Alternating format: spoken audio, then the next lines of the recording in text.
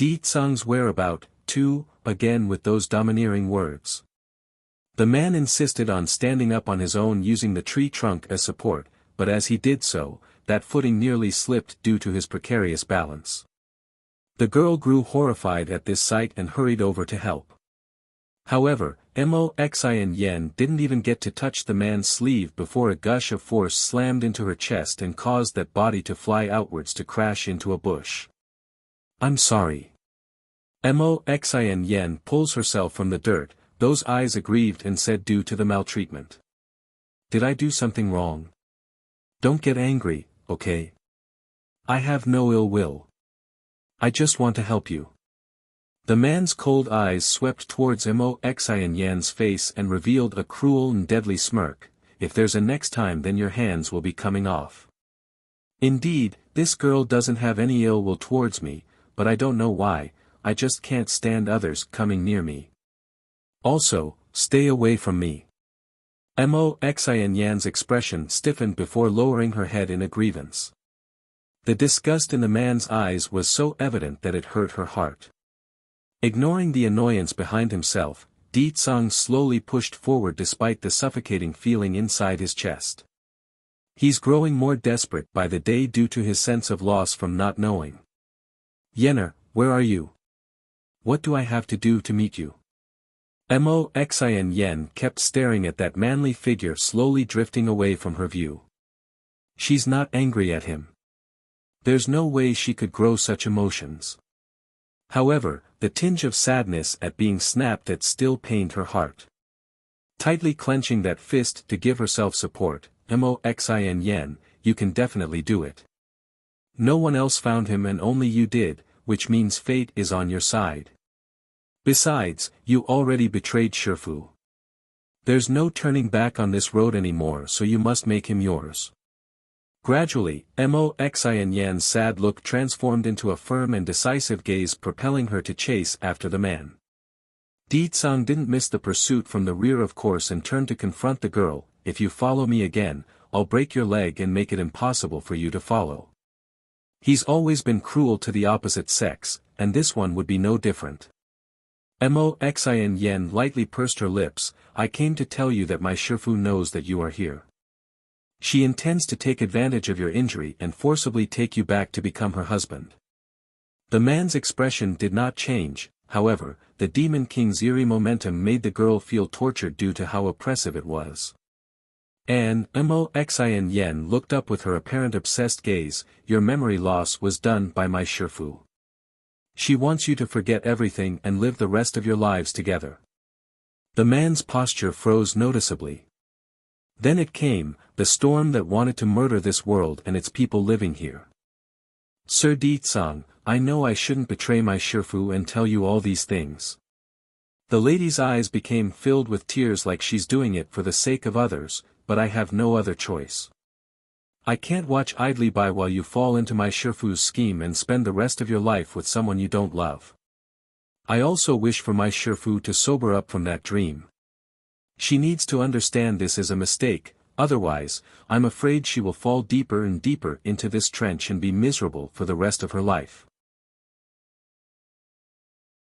Di Tsung's whereabout, 3, the implication was that she did this for the good of her Shifu, and not some selfish intention. Di Tsung did not move in light of that, only having his back facing the girl like she was insignificant. "Sir Di Tsung," Moxin Yen musters up the courage and inches forward with a butterfly in her stomach. "I can't persuade my Shifu, so I can only come to you. I don't want my Shifu to hurt anyone, but that's not going to slide." Right as Moxin Yen was about to approach and get close enough to get a good look at the man's face, Di Tsung's low grunt instantly blew the girl back with that invisible aura. "If I don't want to marry a woman then no one in this world can force me. I will recover my memories and nothing will get in my way."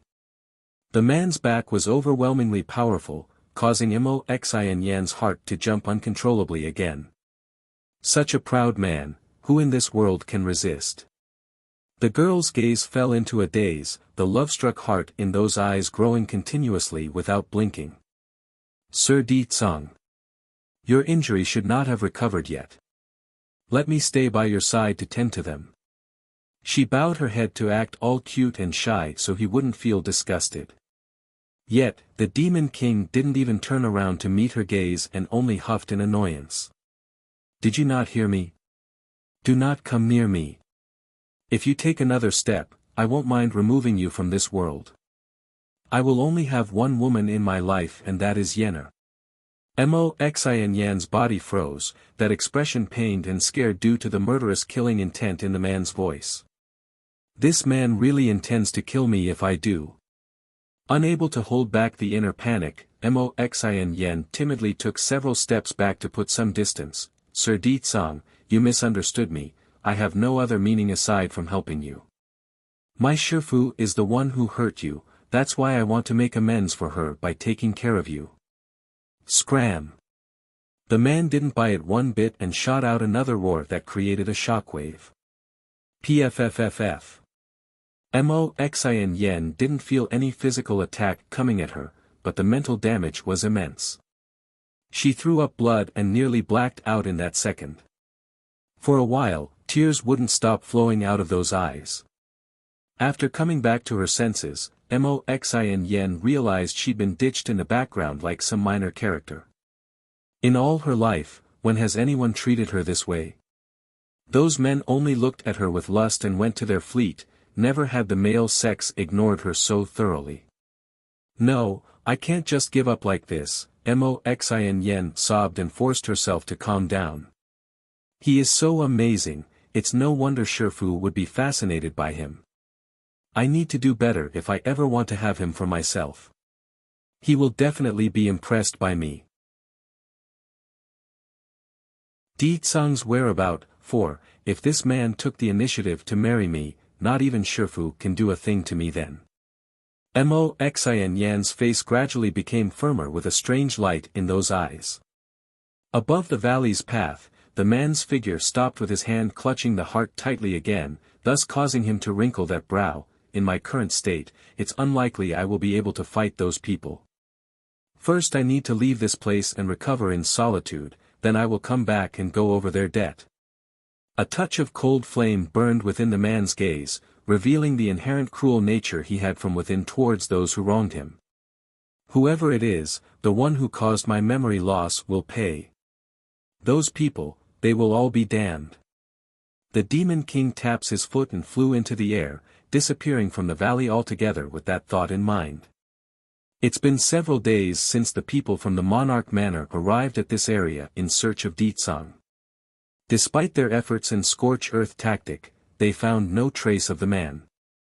Therefore, Monarch Willow wasn't faring so well, which could be told by the fierce storm in those eyes. However, in front of so many people, Willow could not lash out without ruining her image. We have searched all the places in the valley and still couldn't locate his whereabouts.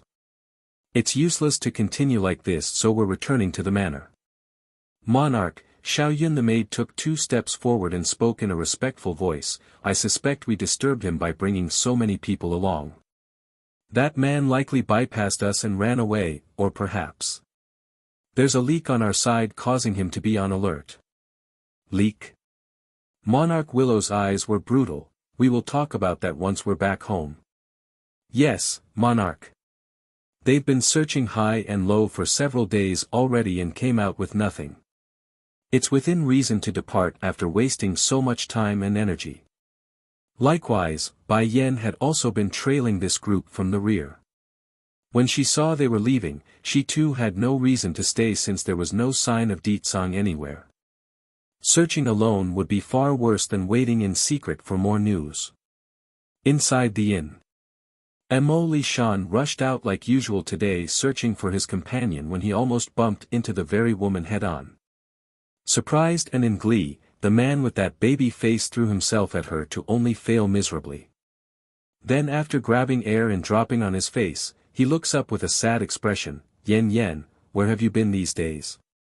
I've been so scared when I couldn't find you. Looking at Mo Li Shan's unpretentious worrying, Bai Yan slightly hung her head in apology. I went to follow those people from the Monarch Manor. I was afraid you would expose us to the target, so I didn't take you with me.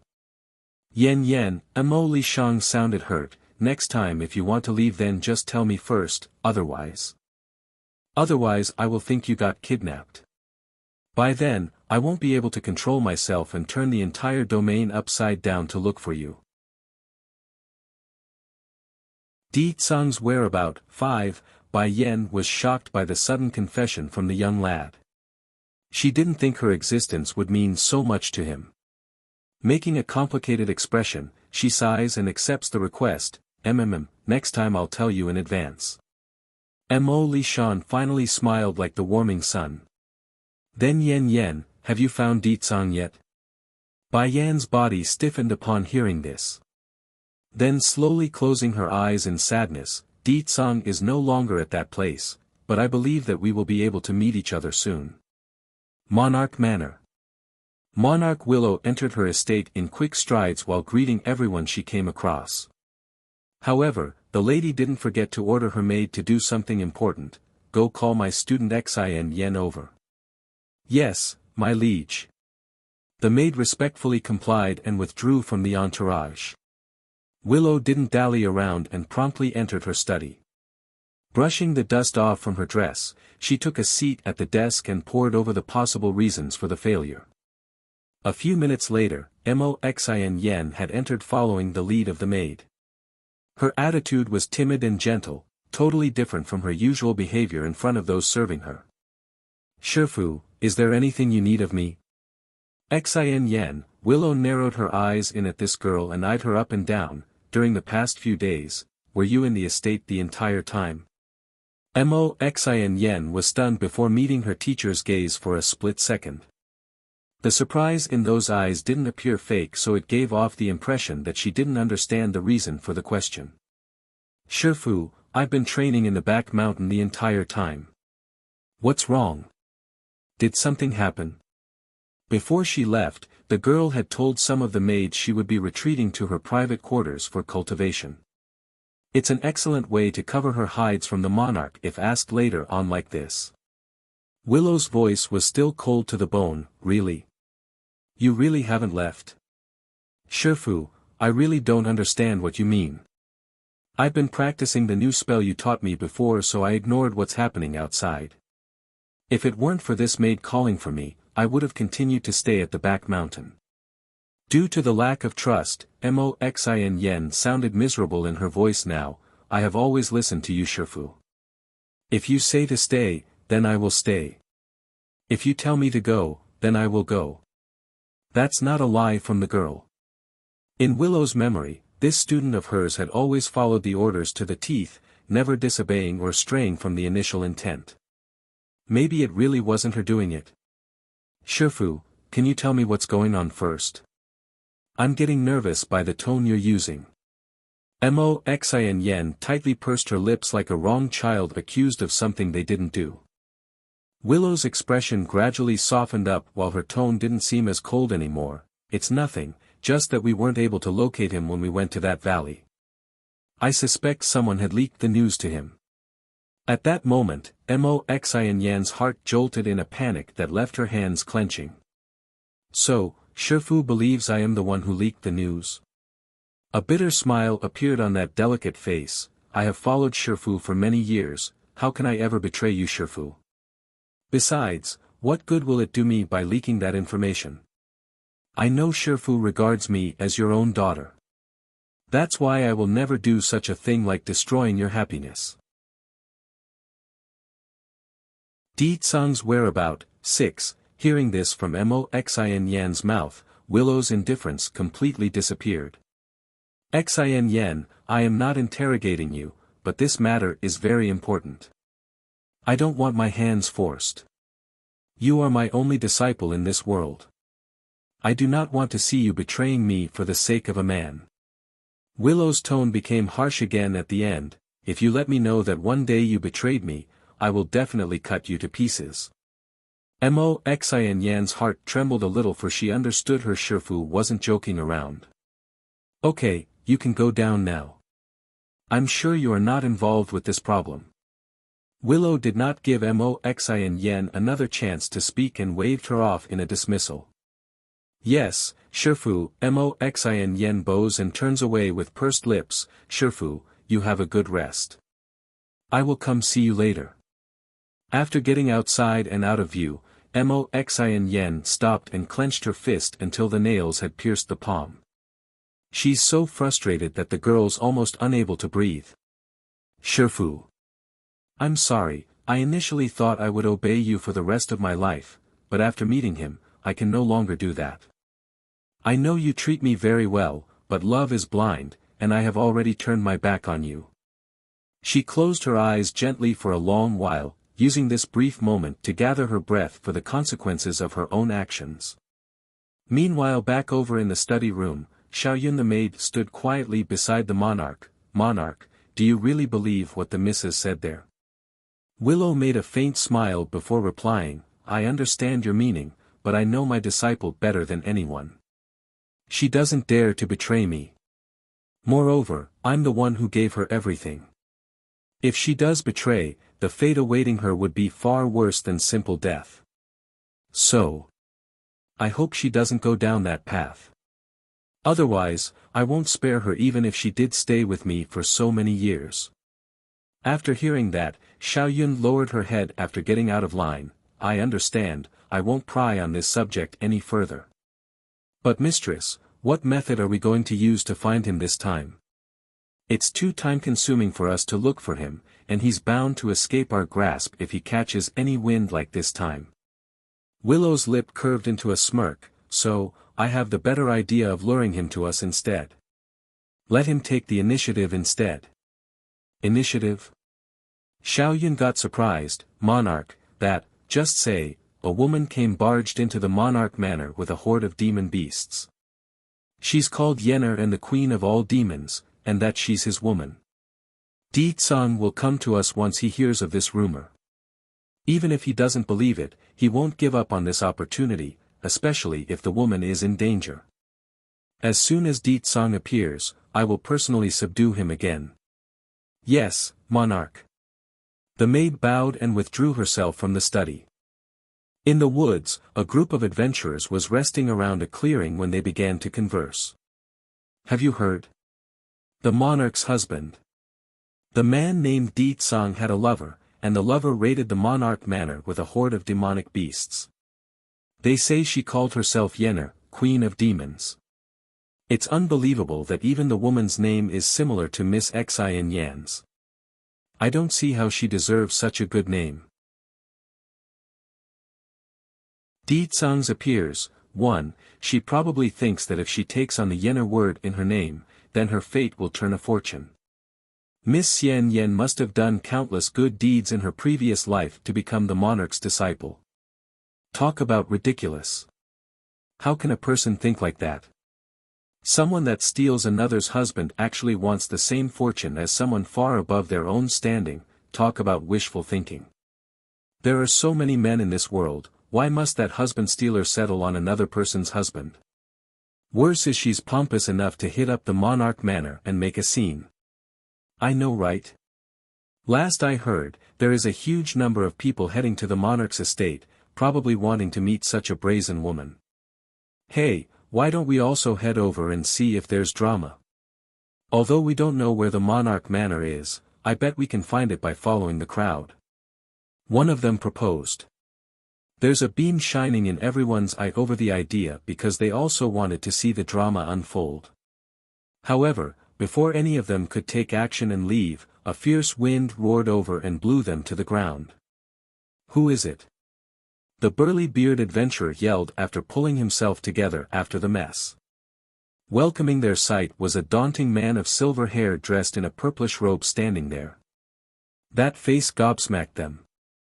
You are. A young man next to their leader gawked those eyes out due to how stunning the face was. You are the monarch's husband. As far as the Hell domain was concerned, everyone had already memorized the man's appearance, so they immediately recognized who Di Tsang was. They're all speechless at their own fortune. Repeat what you just said to me. Di Tsang's tone was slightly cold and arrogant, but his aura was enough to choke their throats if they didn't comply. Say it now. Seeing that these people did not answer his demand, the man's eyes grew harsher as he drew that blade to threaten them at the neck. It's a warning, telling the adventurers that their heads are now on the line if they don't comply. I'll say, the youngest adventurer gulped and spoke with panic, it's something we overheard earlier. They say a woman barged into the Monarch Manor and demanded your whereabouts, saying she's the Demon Queen and your woman. Her name is similar to Miss Xin Yen, what was it? Yenner, right. It's Yenner. The Demon King's robe fluttered against the wind he himself created after hearing the name, causing his whole existence to grow more oppressive. If there is any more detail, I want to hear it. The panic in the young adventurer's face grew more apparent after that order. Looking to his peers for help, the young man anxiously sought support but found none. They're all too afraid to be the ire of this Demon King. Gulping, she probably thinks that if she takes on the name Yenner then her fate will be the same as Miss Xin Yen, that way she can rob the monarch and her disciple of their fortune. When the young man's mouth finished that theory, Di Tsung's momentum instantly surged, causing both the sky and air to thicken and rumble. Pfff. Suddenly feeling a pain in his mouth, the young adventurer spurted out a mouthful of blood without understanding why until he saw a piece of his tongue lying there on the ground. This is the price for speaking nonsense. Di Tsung snaps with ice in his voice. Di Tsung's appears, too. Di Tsung's cold eyes swept across these adventurers. Hell domain. Monarch.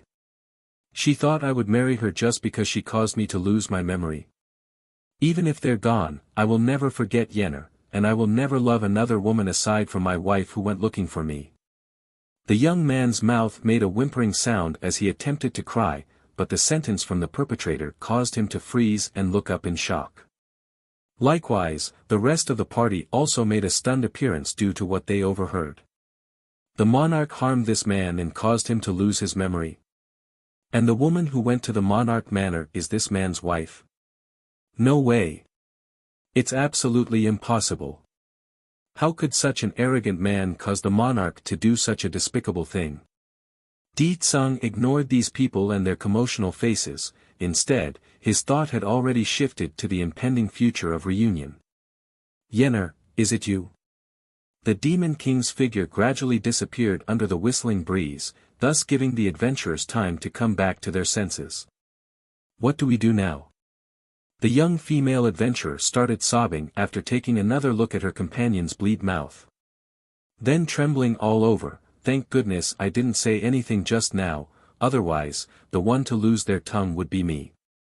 The burly leader frowns after taking a look at the youngest member of their party. We're taking him back first to find a healer. He will need tending to with that tongue of his. That, but what about the drama at the Monarch Manor? Aren't we going to see it?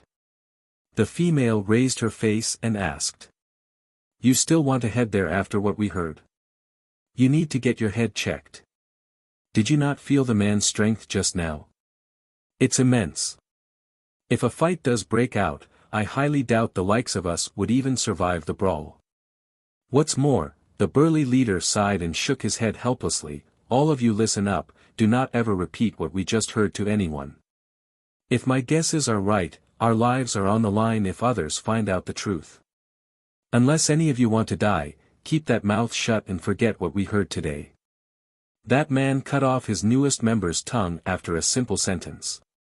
It doesn't take much to imagine what he would do if rumors start spreading because of their party. There's no way that person wouldn't return and finish the job. It's his intuition speaking after spending so many years as an adventurer. What's more, the information about the monarch was blasphemous.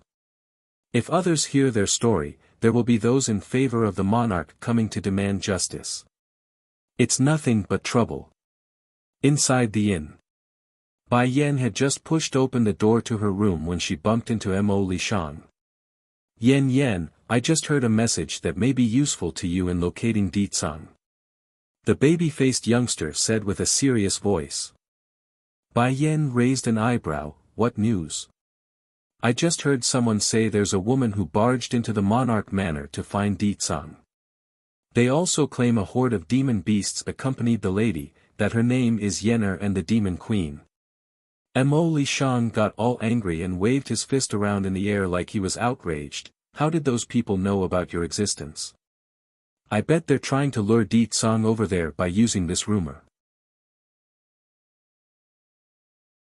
Di Tsang's appears, 3, Bai Yan was silent. If even Mo Li Shang could see through their plan, then there's no way the Demon Queen herself couldn't do the same. It's obviously a trap. Di Tsang didn't know I had come here, why would they think to use me as bait? Bai Yan caressed her chin in thought, those brows furrowing up due to the question. Di Tsang didn't know that Suzaku had told her about this, therefore it's impossible to tell from his end. Yen, should we be heading over there then? Mo Li Shan raised his head and asked this without blinking. He's awaiting her decision, even if the decision meant walking into the thick of the fire. Of course we're going, why wouldn't we? Bai Yan sneered with a snickering snarl, but we're disguising ourselves as ordinary people instead, we don't want to reveal our identity just yet. Getting surprised in the face, Mo Li Shang spent a good second to contemplate her intent before replying, Yen, I've been wandering around the endless forest lately and figured out the general direction of the Monarch Manor here. It's not completely accurate, but if you want to go through with this then I can lead the way. Those gathered crowds will be good cover for us as well. In the Hell Realm, not everyone knows the location of the Monarch Manor. If they want to head over then they must seek a guide. Alright, we'll go with that then. In a bit, I'll begin spreading the word around and make this event as big as we can. Bai Yan narrowed her eyes slightly, revealing the bottomless frost brewing from within at her husband being schemed against. She's a woman and a wife, there's no way she's not mad at what's done to Di Tsang. The plan was good, but this time around Bai Yan and Mo Li Shang didn't even need to act. The Monarch Manor's people had already beat them to the punch when they acted. By the next day, just about everyone with a name had been invited to this event. At this moment, the trees that enveloped the Monarch Manor scattered aside as if they were under command, thus revealing the ancient and dignified estate representing the greatest power in these lands. At the same time, 2 rows of maids stood side by side at the main entrance, their faces solemn and expressionless as if they were undisturbed by the noisy crowds outside. As planned, Bai Yan was hidden among these people while she searched the crowd for traces of her husband. However, there were no signs of him at all despite her efforts. Yen, will he really come? There was still some concern in Mo Li Shang's eye. He scanned the crowd around himself. Bai Yan gently pursed her lips, regardless, we are already here so there's no way I'm giving this chance up. Squeal. The sound of the manor's main gate swings open and catches the audience's attention. Di Tsang's appears, 4, take this Dan pill. Bai Yan casually takes out a bottle and hands the pill over. What is this? Mo Li Shang asks. Hiddenness Dan pill, it can help you hide your energy signature so others can't feel your presence. A few days back, Bai Yan had used this exact pill to help her tail Willow and her entourage from the rear. Without this, the monarch would have long detected her presence and attacked. Of course, it's not perfect by any means. If the Demon Queen had gotten too close that day, it would have still given her away. Yen, why would we need to take one of these? Mo Li Shang made a puzzled face and asked curiously. Showing a shallow smile, if Di Tsang doesn't come later then I intend to do something before leaving. I'm not going to let them off the hook for going after my husband. Otherwise, we would have come on this trip in vain. Her man could only belong to her in this life. There's no space for others to squish into this world of theirs, nor would she allow such an event. Okay. When Mo Li Shang heard this, he took the pill and readily swallowed it in one gulp. Exactly at the same time this occurred, a maid dressed in purple had come out of the estate, her brow furrowing in displeasure due to the immense numbers at the property. Since you are all here as guests then come in. Also, the woman who came to make trouble is apprehended by the monarch already. When the crowd heard this, they were shocked. The arrogant woman who rushed to the monarch's home is caught already. Che, now I can't wait to see this woman who likes to steal others' husband. Ha ha ha, I can't wait as well. Who can compare with the monarch in this domain? I bet that woman doesn't even have the qualification to lick the monarch's shoes. Let's go, I bet the man will also appear soon since the woman is caught. At that time, we will need to give our support to the monarch. Everyone laughed after that comment and walked inside the monarch manor. Something's not right. Bai Yan followed the audience and mixed in perfectly with the bunch, but her intuition told her something was off about all this. The monarch shouldn't have needed to find a woman to impersonate me if it is only for the sake of a lie. Unless. There's only one possibility, Di Tsang lost his memory. Otherwise, it would be impossible for a husband not to know their own wife. Thinking of this, Bai Yan's heart fell into a panic that caused her hands to clench into a ball. If this monarch dares to hurt Di Tsang, then I will never spare her. The anger swirled from underneath those eyes, causing that enchanting face to be shrouded in frost. Di Tsang's appears, 5, under the afternoon sun. The door to the monarch manor's halls was finally swung open for the public after so many years of closure. Coming out first was the person they'd all been waiting to see. Donning her usual white dress of pristine cleanliness, she bestows the crowd with her glowing entrance. She's genuinely gorgeous under the numerous gazes coming her way, which empowered that pride and graceful stride. I believe there's no need for me to explain why I invited everyone here.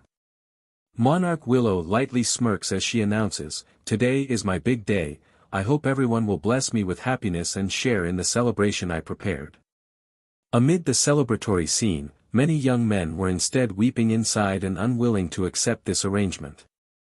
However, such a powerful female was undoubtedly beyond their reach no matter the desire. "Monarch, we have heard that a woman has come to your estate and riled up trouble, is this true?" "Yes," Willow nods and confirms the rumor to her subjects, "that woman is my husband's mistress. She tricked my husband into leaving me for a while. I originally didn't want to make a scene about this matter and wanted to settle this quietly behind closed doors, but that woman had the nerve to barge into my home and demand things from me. I had no choice but to arrest her for now. My husband's attitude will decide her punishment after he returns today." Willow seemed to have made up the mind that Di Tsang would marry her for sure today, so she didn't even think about alternatives of what's possible. "Guards, bring the woman up." "Yes, monarch." The closest maid complied and withdrew to carry out the order. Two attendants eventually rolled out a young girl strapped to a pillar with chains, and due to the long strands of side hair covering most of that face, no one could adequately make out the contour of this individual. Nevertheless, the miserable and pitiful appearance was plain as day to see. The girl had suffered some mistreatment before being brought to the public eye. So that's the type of woman who stole the monarch's husband? Che, is he blind or something? Our monarch is so prestigious and powerful, what's so good about that frail-looking harlot? Nothing but skin and bones. She doesn't deserve to even lick the monarch's shoes. You can't say it like that. Perhaps the monarch's husband feels inferior to his wife and needs room to vent. A white lotus like that is perfect if he's feeling insecure. But I get what you mean. There's no better woman under the heavens than the monarch. Bai Yan quietly listened to everything these people were discussing and didn't flinch in the slightest. Instead, her sight remains firmly on the woman strapped to the pillar. Snarling in her grin after getting most of the conversation, this monarch is very good at setting herself up in the limelight. Isn't that so? Not only did this Willow find a woman who was the polar opposite of herself, she also set up the perfect scenario to convince the populace that she's the victim in a triangle relationship. Yen, Mo Li Shang turns to look over to the demon queen. "Aren't you angry that she found another woman to impersonate you? Moreover, she's fanning the crowd to insult you." "Angry? Why should I be angry? Bai Yan lightly chuckles, "She can go ahead and impersonate me all she likes. Di Tsang isn't blind. Besides, there are scolding that woman over there and not me. Why should I be angry about what others want to do? Di Tsung's appears. 6. There was a slight surprise in Mo Li Shan's face after hearing the Demon Queen's thought. Giving a nod once he thought it through, Guy quickly understand how petty and silly he was behaving. Monarch, I was wrong, please let me go, oh woo. The chained woman whimpers, sounding all pitiful, I will never dare oppose you again, nor would I dare use the Demon Queen identity. Please have mercy. Despite the waterfall of tears from the sobbing girl, not a single person from the crowd showed pity or mercy in their chatter. Now you know it's wrong. Ha! What happened to the arrogance from before? If this woman is a little tougher then maybe I will respect her, but I didn't expect her to be so useless. What kind of demon queen is this? Such a coward. She's not even worth a single strand of hair on our monarch. I really don't understand what the husband sees in this woman. He must be truly blind. Of the harshest would be the maid in charge of bringing the prisoner out, which roused Bai Yan's ire with the menacing glare. She could tolerate someone impersonating herself and someone portraying her as unsightly, but she would never allow anyone to question Di Tsung.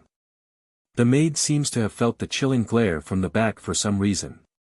Rubbing the nape of her neck out of reflex, she swings around to search for the oddity and finds nothing. Strange, why does it feel like someone was glaring at me viciously from behind? Did I imagine it? Enough. Monarch Willow frowns impatiently and harshly snaps at the fake, you don't need to say anything now. If you utter another word then don't blame me for being ruthless. The chained girl acted all scared and frightened that it trembled, going silent as orchestrated for this show. Pleased inside over how well it's going, Willow returns her focus back to the crowd and looks up. She's troubled by the fact that the missing lead actor remains missing in this show. Why is Di Tsung not coming yet? Did the plan fail? Will he really disregard the safety of the person in his heart? That can't be. From my memory of him, he's not that type of man. Not far away inside the courtyard, Moxin Yen had been eyeing the impostor with anger and jealousy. This woman, is she the Yenner from Di Tsung's mouth? Such a cowardly and useless person, how could Di Tsung ever like her? But this person was taken down by Shifu personally, there's no way it's some random person, right? At this moment, Moxin Yen didn't know that her Shifu had begun to guard against her. Therefore, the plan for today's event was carried out in secret and hidden away from the lady. I hope Sir Di Tsung won't come. Moxin Yen clenched her fist deadly. In her viewpoint, a man would only come despite all the dangers if they truly loved someone. Without showing, it would reaffirm her decision to betray the monarch. On the contrary, if Di Tsung does come, it would make her extraordinarily sour and jealous inside. It's during this moment when Moxin Yen was silently praying in her heart that the Demon King wouldn't come, the dazzling and eye-catching figure makes his entrance. The man was as magnificent as ever, stunning even, and those eyes were absolutely peerless like a king standing on his throne peering down at the subjects. Meeting 1, he's coming. This man is coming. He will disregard such danger for a cowardly woman. Moxin Yen clenched her lips due to the piercing pain in her heart. It's so unbearable that it's killing her inside. Nevertheless, the girl didn't dare to show this emotion, otherwise, it would surely rouse the ire of her Shifu. By then, the one to die would be herself. You've come. Under the sky, Monarch Willow's sight fell upon the brilliant figure of the man whom she's been vying for throughout the millenniums. I knew you would come. His face is still so handsome and breathtaking. Where is Yenner? Di Tsung's voice was cold and unkind. Are you going to only ask about her after coming all this way? Willow's gaze was full of sorrow and sadness. Before you were injured, so I didn't want to rush things, but I see you've recuperated. Let's get married today. Oh right, we still haven't spent the night together yet, so I've prepared a fine bed chamber for us. Di Tsang's eyes were so intensely cold that it was piercing. Where is Yenner? I will only ask you one last time. Willow's footsteps did not stop and continued like she didn't hear his words. Shall we first commence the marriage ceremony inside the ancestral hall? If you like, I can also let her be your concubine if you insist. Scram! Di Tsang's voice roared thunderously, causing the woman's ear to rumble. First, I don't like having any woman being too close to me. Second, I will only love Yenner in this life.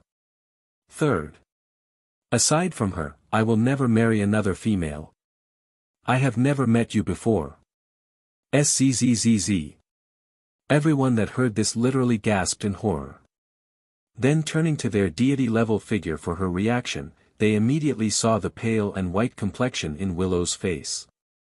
Such a remarkable woman as the monarch, is being trampled on by this scum. How dare he do this to her? How can he be so cruel and heartless? Finally stopping in her steps, Willow's expression faltered as she looked around. It's only then that she noticed the shocked dull looks from the crowd, which actually made the woman burst out laughing until tears started rolling. Do you know why I called so many people here today? I want the world to bless us in our union, and I want to experience the joy of being congratulated by everyone. That's why I made the exception of allowing them all to come here. She had thought the threat would be enough for a compromise from this man.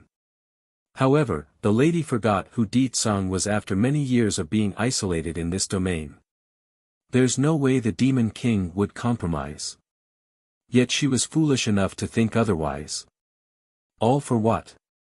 For a sense of comfort that she's finally able to get support after being preached and mocked. Monarch, there's no reason for you to take such a scum. Why are you so obsessed with someone like this? Just look at the gaze he's making.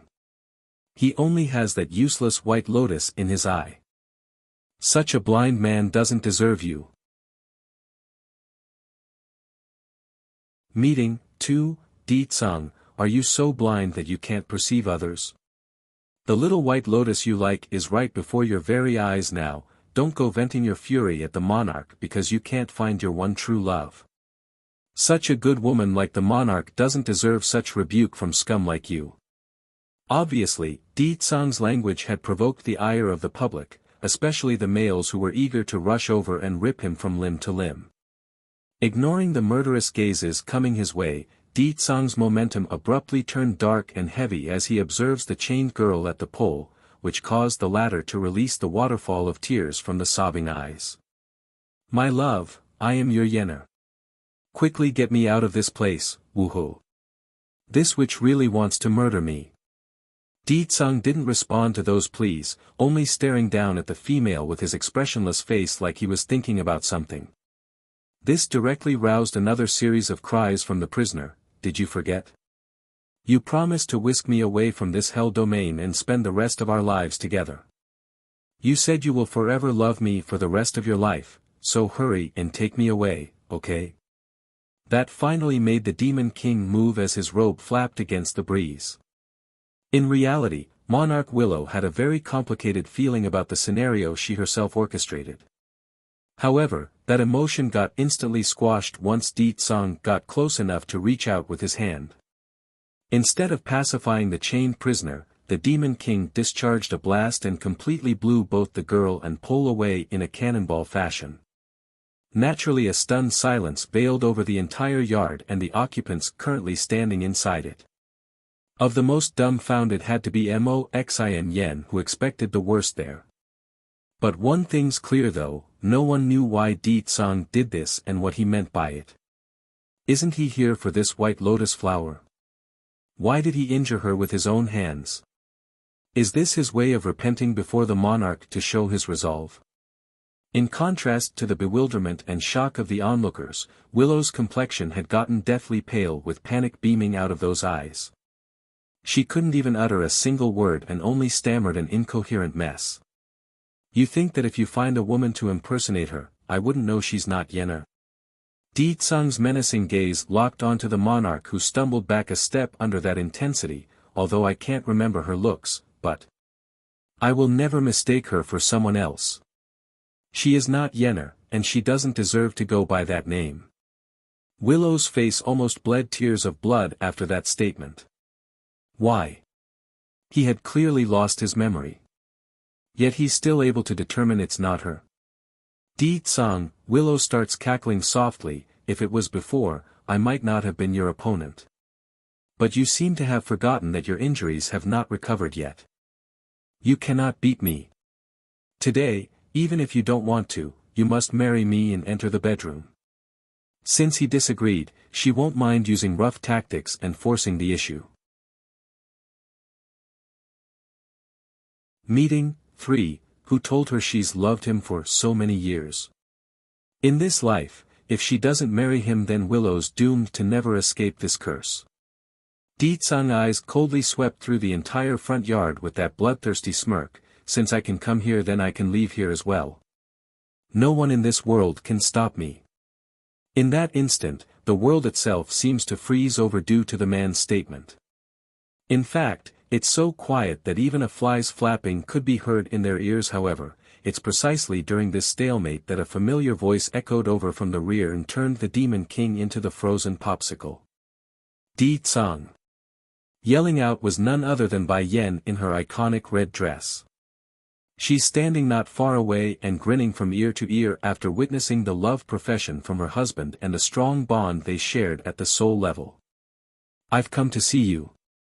Whistling against the wind, both husband and wife cancelled out the surroundings and transported their minds to a different dimension. She has him, and he has her, only they exist in this world. In contrast to the rosy scene between the two, Willow's face had changed dramatically already. If she remembers correctly, that woman that she locked eyes with outside the inn was this exact person. Is she? No. No way. That woman couldn't be in this place, absolutely not. This is the Hell Domain. Even though there are many humans here, but those are the original denizens of these lands until before I ripped it from the main world. It's impossible for outside humans to come in. Yennefer, Di Tsang whispers this name out like a song to his soul. I finally found you. The expressions of the crowd had transformed from the dazed look to a shocked look after that name. They stared over to Bai Yan, then to the injured impostor on the ground. That woman in red is Yennefer. Then what about the woman caught by the monarch? Who is she then? Even if they want to believe in their monarch, but the evidence was clear as day. A man couldn't possibly mistake the woman they like, right? Willow's lips trembled slightly as her face loses all color at the gossiping whispers among the audience. Stumbling a few steps back, her eyes fell into despair while shaking that head. This woman really is her. She came to the Hell Domain and once again succeeded in snatching Di Tsang from my side. In the afternoon sun, Bai Yan suddenly threw herself into Di Tsang's arm, letting her head leaning in against the man's chest for warmth. I'm glad you're fine. No one knows how flustered and frightened Bai Yan's heart was when she felt the contract being broken. She was afraid that she would never see him again in her life. Fortunately, he's safe and sound. Now she could be at peace. Di Tsang embraced the woman in his arms as he relished in her scent. There's so much gentleness in his faintly closed eyes that it's melting to the female populace. Meeting 4, you think you'll be able to leave safely today after coming here? Willow's eyes were filled with anger to the point it's ready to slash apart Bai Yan's face. And you snatched away my man over and over again, do you think I'm going to let you go? Bai Yan's smiling eyes turned to the female monarch, your man. Ho ho, Willow laughed sarcastically, yes, he is my husband, the people of the world can attest to that and of how you shamelessly snatched him away from me. But you've forgotten, others' husband cannot be stolen so easily. Her words instantly dispersed the confusion hovering over the field and sent them all back to their sense. No matter what, Willow was the goddess in their minds. It's only natural that they would believe her words over some outsider. As such, the anger of the crowd were now shifted towards Bai Yan. Di Tsang, Bai Yan pulled on his sleeve and signaled him not to say anything. Then looking down at the impostor collapsed on the ground, she pricks her eyebrow, so in order to lure Di-tsang to come out, you found a woman to impersonate me? Willow face got all white and panicky. What happened today was too unexpected for her, so she didn't come up with a story ahead of time.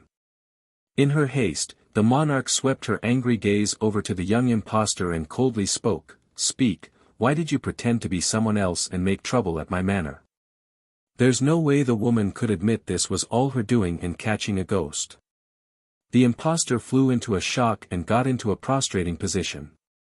Crying tears of agony, "Monarch, I know my fault, I am in the wrong." Then turning to Di-tsang, the impostor points up to the Demon King, "I only saw this man once, and then I happened to overheard he's lost his memory, that's why I tried to pretend to be his wife. I thought it would make him believe me if I do that." All her family was in the hands of the monarch, so she had no choice but to make this lie. It's a bad outcome no matter her choice. At the very least, she wants to save her family members by sacrificing herself. Willow sneered, "I didn't expect you to be so bold to dare deceive me and my subordinates. I will personally execute you today for that transgression." Swish. Flicking the palm of her hand, Willow blasts out a dark blast of air at the girl's forehead. First shuddering from the impact penetrating her skull, the impostor widens her eyes as the pupils dilated inward until the vision blurred into darkness. Little by little, the maiden's body falls and goes limp, thus ending the life that was hers once and for all. In the domain, death was a common occurrence. A young girl's death was nothing and wouldn't attract any attention or sympathy. Instead, the happiness of the monarch was what happened to these people after all. If the death was the norm, then why should they care? Bai Yan did not stop Willow's behavior, rather she was smirking derisively at the limp corpse on the ground like she's finding it amusing that someone would use such a poor charade to hide their guilt. Turning back to her husband after "There's nothing more to see, something's wrong with your memory." Di-tsang nodded slowly and made an apologetic look with his eyes, "I'm sorry Yenner, I can't think of anything." "Will you be angry at me?" Bai Yan bursts out laughing, "Why should I be angry? You don't remember anything yet you still recognized me. If anything, I'm going to reward you for being such a good husband. But first, we will make the ones responsible for your amnesia pay." Meeting 5. When she said this, Bai Yan's spiritual feelers had already been released to probe Di-tsang's body. It's there that she discovered something, which made the demon queen draw an icy smirk in disdain at what she found. "Di-tsang, I will heal your injuries first, and when your wounds are healed, the power that seals your memories will naturally be shattered." Due to the injury he suffered, Di-tsang's strength had regressed to the point where he couldn't remove the seal on his memory, hence the trouble thus far. And the reason for the hindrance was none other than a drug secretly injected by Willow during the last battle. Willow's face changed again, this time growing fierce and furious due to what she heard. "All of you restrain them." In an instant, everyone in the monarch manor had drawn their swords and surrounded Bai Yan and Di-tsang from all sides. The heinous killing intent was so prevalent that it's suffocating. "Di-tsang, can you deal with these people for a bit while I work on your medicine?" After making this request, the demon queen flicks her palm open and summoned out a cauldron from the spatial storage ring. This was Bai Yan's first public demonstration of her alchemy. Though she doesn't like it, there's not much she could do. Fortunately, there were countless medicinal herbs in her hands, so it won't be too much of a problem so long as no one directly butts in. Her focus won't be affected. "Okay." Di-tsang's gaze retracted from Bai Yan's body and turned to the people in front. Gradually, invisible force began to gather around his hand until a mini typhoon started to spew out of his palm to sweep away the crowd like a wild storm. Those who rushed in first were instantly swept backwards by the wind, and the less fortunate were directly torn to shreds by the friction. "Today, no one can touch her in the slightest so long as I'm here." The man's tone was domineering and tyrannical, leaving no room for questioning of his resolve. He was like a city wall, guarding Bai Yan's side and not giving those people an inch of opportunity to get close. Willow's heart throbbed harder and harder as the grief gripped her soul to the point of being painful. There's only sorrow left in her eyes at this display impending twist in event. Why are you doing this to me? Why are you going to this extent for her? The man sneered in reply after repelling all those closing in on the second wave, because, she is Yennefer. As long as it is Yennefer, it is enough. Willow slowly closed her eyes for she didn't want to do anything more to this man, especially after the first injury done by her own hands before. However, if this continues then it would just be a matter of time before it's too late. No one in the Monarch Manor stands a chance, meaning. Suddenly shooting open her eyes to reveal the resolute light in there, since this is your choice then don't blame me. I don't want to hurt you, but you have been pushing me. The moment those words fell, the monarch's momentum instantly increased as she stepped in front of Di Tsong's face, her sword pointing at the man and emitting a powerful cold glow. Outside the endless forest. On a small island, a little boy was dressed in rags and looking all miserable after pulling himself together after collapsing. He's upset and dirty, nevertheless, the handsome features of his contour couldn't be hidden. Suzaku wanted to deceive me and trick me away, but it's not that easy humph. I saw through their lies and found out where father and mother is. Since I am here, I will never leave until I find them. What about the knife rain? What about the sea of fire? Those life-threatening obstacles are mainly targeted at humans when entering this place. They're far weaker against demons.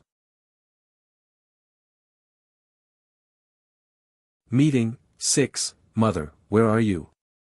Bai Xiachen insisted on standing up from the ground despite his terrible state. First wiping some of the tears from the corners of his eyes, I miss you so much. But I am a man now. I can't cry and will only smile. Only by being strong am I qualified to protect Mother. His little body was slightly unstable as he peered up to the fiery hot sun burning in the sky, thus causing his parched lips to rip from dehydration. No, I can't fall now. I still have to go to find Mother. I have been in the Hell domain for so long already. Maybe if I go a little further then I will be able to find Mother. All the tears of grievance building up inside the steam bun got once again forced down again, turning it into fuel to move those small legs forward. I'm not a 3-year-old child anymore. I'm 8 this year. If I can't even do this much, I am not qualified to be a man. I won't be a burden to anyone. Perhaps even Bai Xiachen had lost track of time or how long he's been in the desert, but eventually, he did find a city and stood at its gate. Blinking his eyes in confusion after checking out the notice board posted around the side, how come the portrait looks so much like father? Little brother, what's wrong with you? A surprised voice came from the boy's side. Bai Xiachen slowly swung his head over and met a beautiful young lady standing in front of himself. This girl was about 15 or 16 years old and looked dainty and cute with a pair of smiling shaped eyes. From the outside, she appears to be good-tempered and well-mannered. Little sister, Bai Xiachen wiped the sweat from his forehead and pointed to the notice in front, that uncle is so handsome, do you know who he is? At this moment, Bai Xiachen was filthy from the arduous journey, hence why the young maiden didn't recognize how similar they were.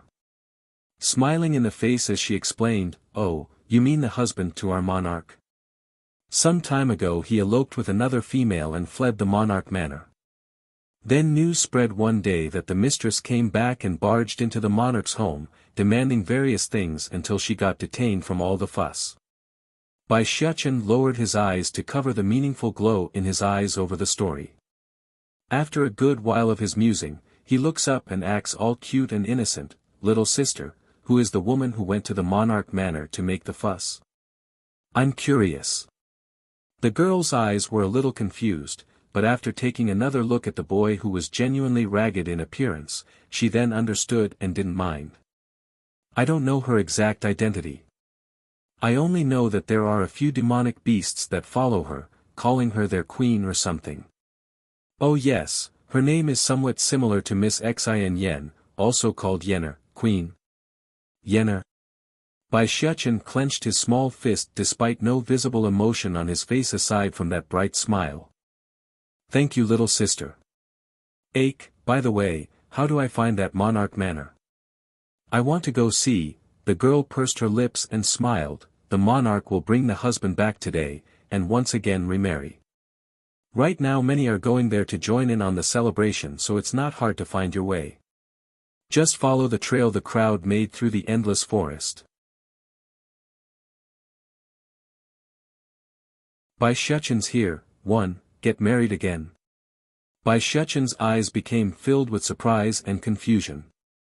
The girl chuckled at his expression and continued, I heard the monarch was already married to the man, but at that time they didn't declare it to the world, so that didn't count.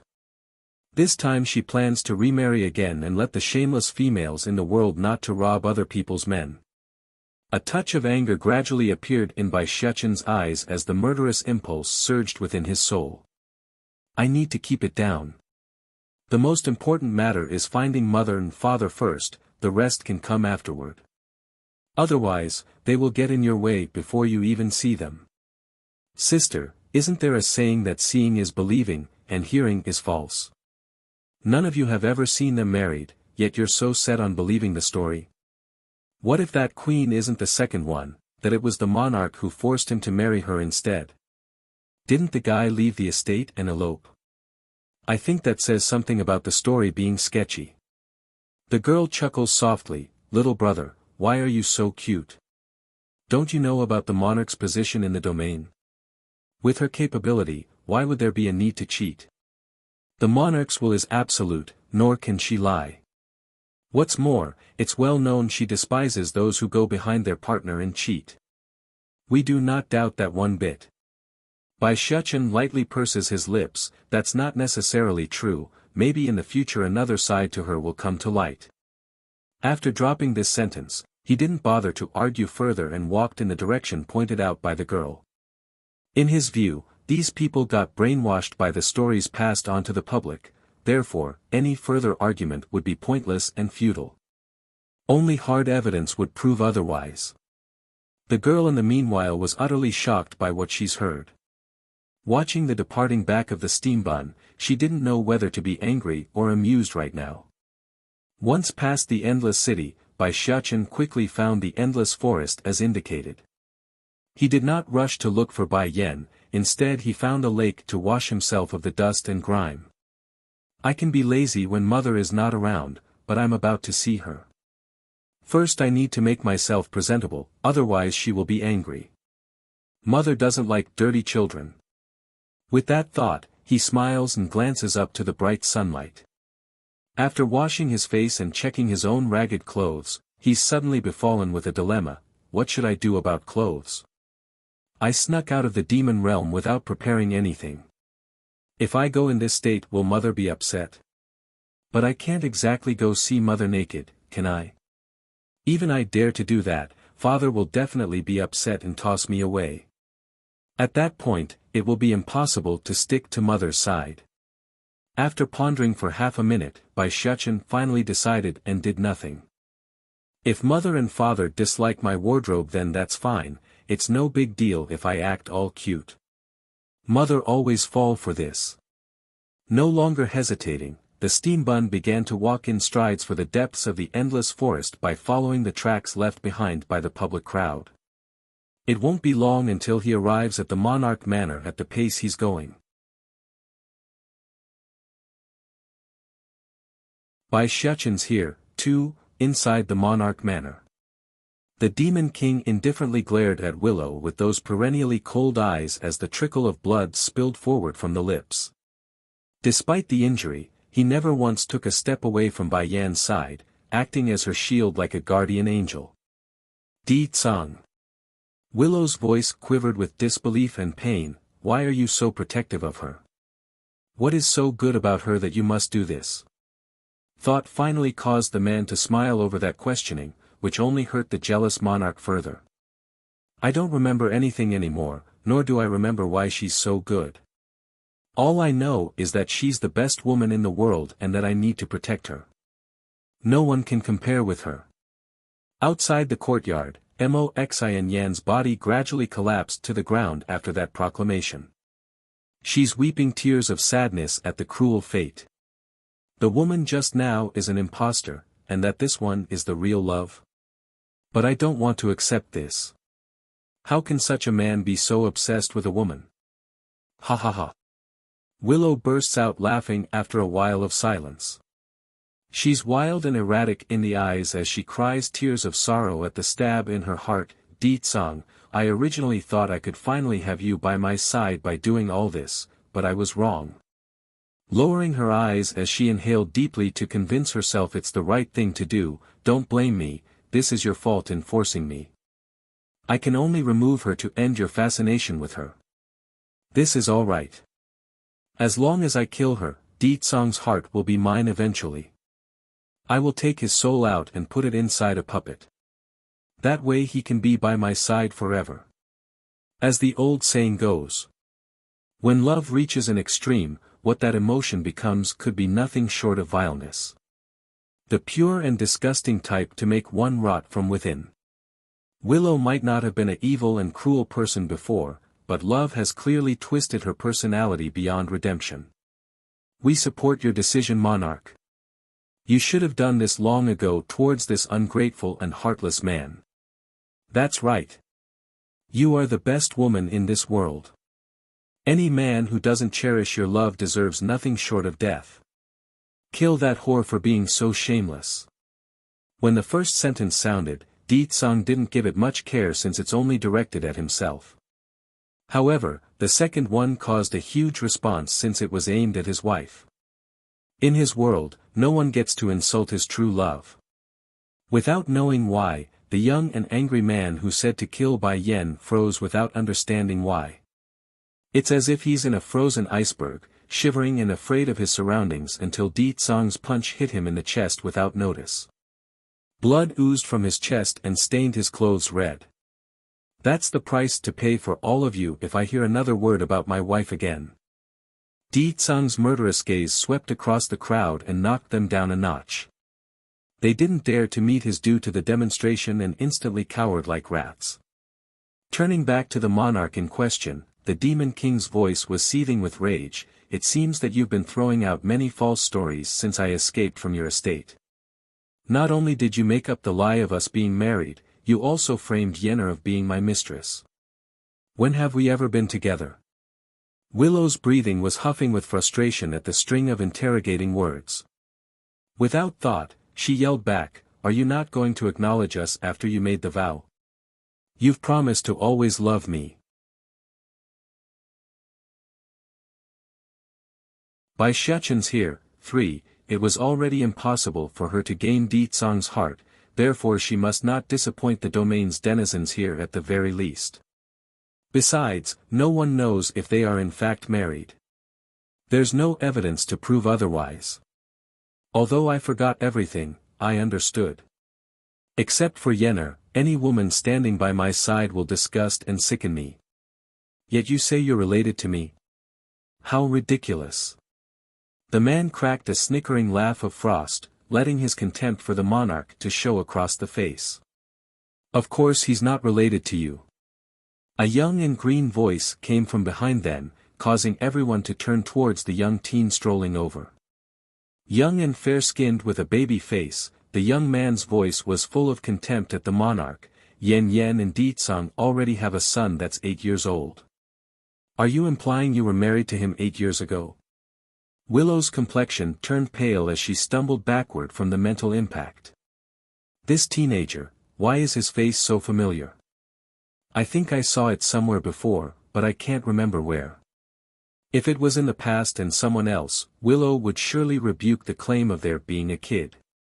But she's fallen into a relapse due to Mo Li Shang's familiar face. You're lying.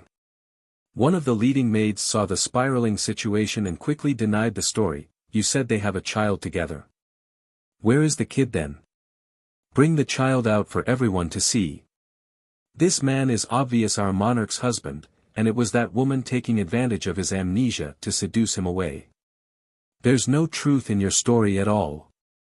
Willow snapped back to reality about hearing her attendant's outcry. Shooting a look back to her maid, she signals her to stop but doesn't deny what got said since it's a good excuse. So what if they have a kid together? Not like the child can come into the hell domain due to the obstacles I placed. Sure, it's weaker if a demon enters, but the pain is nothing to laugh about. Besides, when have anyone heard of a kid enduring tribulation after tribulation? That's ridiculous. Thinking of this, Willow's heart slightly relaxed and allowed her to smirk a sneer. Di-tsang is indeed my husband. This woman knew that and took advantage of his memory loss to take advantage of the opening. Don't worry though everyone, I'm over him now. I don't want him anymore. But neither of them can leave today.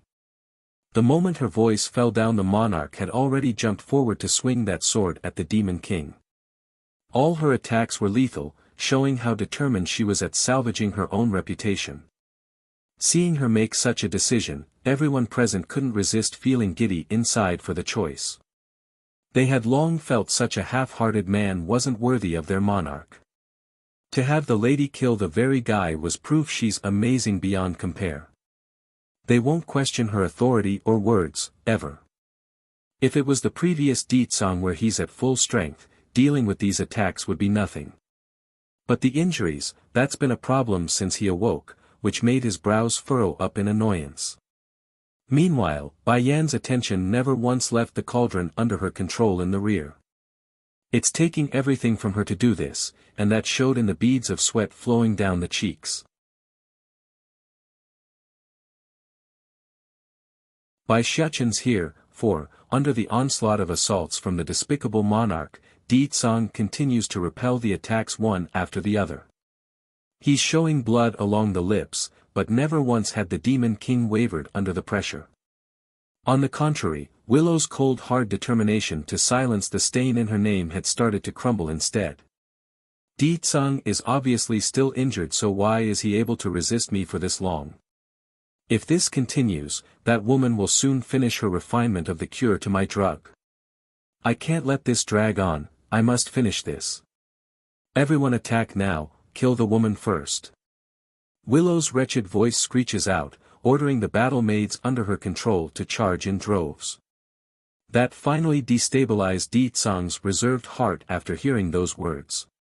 He's had enough trouble fending off the monarch, it's only going to get worse with more hands to look out for. If you dare lay a single finger on her, then I will never let any of you go. Willow felt suffocating over that threat. Gritting her teeth until her lip was bleeding, all of you attack now. I want her dead this instant. Boom!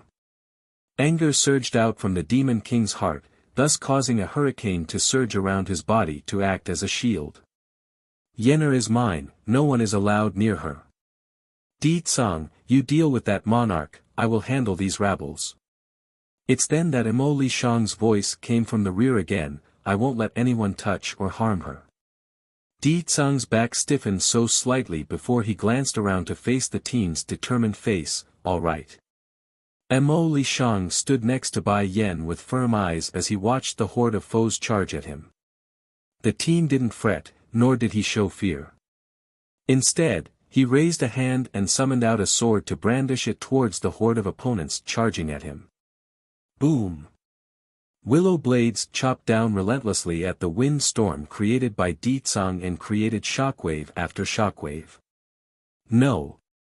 Seeing that the monarch's killing intent was getting stronger and stronger, Moxin Yen, who was hiding behind the courtyard, charged over with her own sword and intervened. Shifu, are you really going to kill him? She bit her lips tightly with tears flowing down those eyes. You forget how much you loved him. Are you really going to kill the man you love the most? Willow's action stopped at the intervention. Staring down at her student, the woman sharply snaps out, this is my business, get out of my way. No, Shifu, you can't kill him. The tears in Moxin Yan's eyes poured out like a river as she repelled another swing from the monarch. Please let him go, okay? This rebellious behavior obviously surprised Willow to no end. Gazing down at her once obedient student with a scrutinizing glare, Xin Yen, have you forgotten what I said to you before? That finally brought a bit of sense back into the lass who's lost in the heat of the moment. By Shechen's here, 5, Shifu, I didn't betray you, I'm only afraid you will come to regret it later if you really kill him. Moxin Yen raised her eyes in panic, clenching that fist tightly in fear. Willow's heart became heavier and heavier as she came to terms with what has become of her student. She could be harsh and cruel to those she deemed beneath herself, but this child had followed her for years. There's no way she didn't have a strand of attachment to the lass. After a long time, she finally shot open those eyes again and removed all the emotions on her face. Xin Yen, all these years, I have always treated you as my own daughter, but I never thought you would betray me for a man, ha ha ha. That said, the monarch began to laugh wildly as the bitterness seethed forward from her voice. She had indeed been very harsh on Xin Yen, but in the same way, she also regarded her as a daughter. Aside from Ditsang being the man she wants, this Xin Yen was Willow's only other. The sense of betrayal in the monarch's voice didn't go unnoticed in Xin Yan's ear as she shuddered in the understanding of what she's done. Shifu. Enough. Willow snapped in anger and stopped the lass from making excuses. Xin Yen, do you think at this point I will still believe you? I have warned you long ago not to taint him. Even a thought is not permitted. Did you think my words are nothing but wind in your ear? Xin Yen stumbled backward as beads of tears rolled down the cheeks. She wanted to defend herself but found her throat croaking in silence. The girl simply didn't have anything to say. Shifu, please spare him. Or at least make him lose his memory thoroughly. Xin Yen pleaded in a praying fashion. Towards this Shifu of hers, she had no power to resist.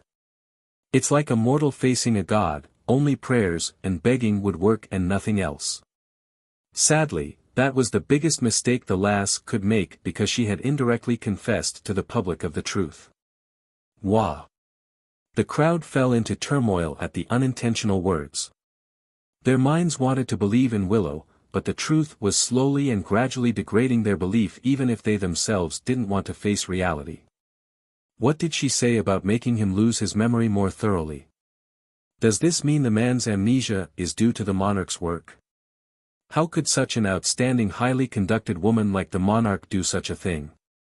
But these words came from the mouth of Miss Xin Yen, what are we supposed to believe? Xin Yen, you are tired, that's why you've begun talking nonsense. Willow drew a snarl in her snickering smile and gathered force into her palm before releasing it upon the student. Maids, take the young lady. I will dispose of her later for this betrayal. Xin Yan's figure immediately fell backward and fell into the crowd, and due to the shockwave of the blow, her clothes were in tatters with holes all over. Shifu, I know that you have always regarded me as your own daughter, that's why I will never betray you for a man. I only want you to have happiness. A trickle of tears slowly fell down the girl's cheek, giving her a sad and pitiful appearance only found in those who are kind and gentle. You love him so much. If he dies, the only one to be hurt is you.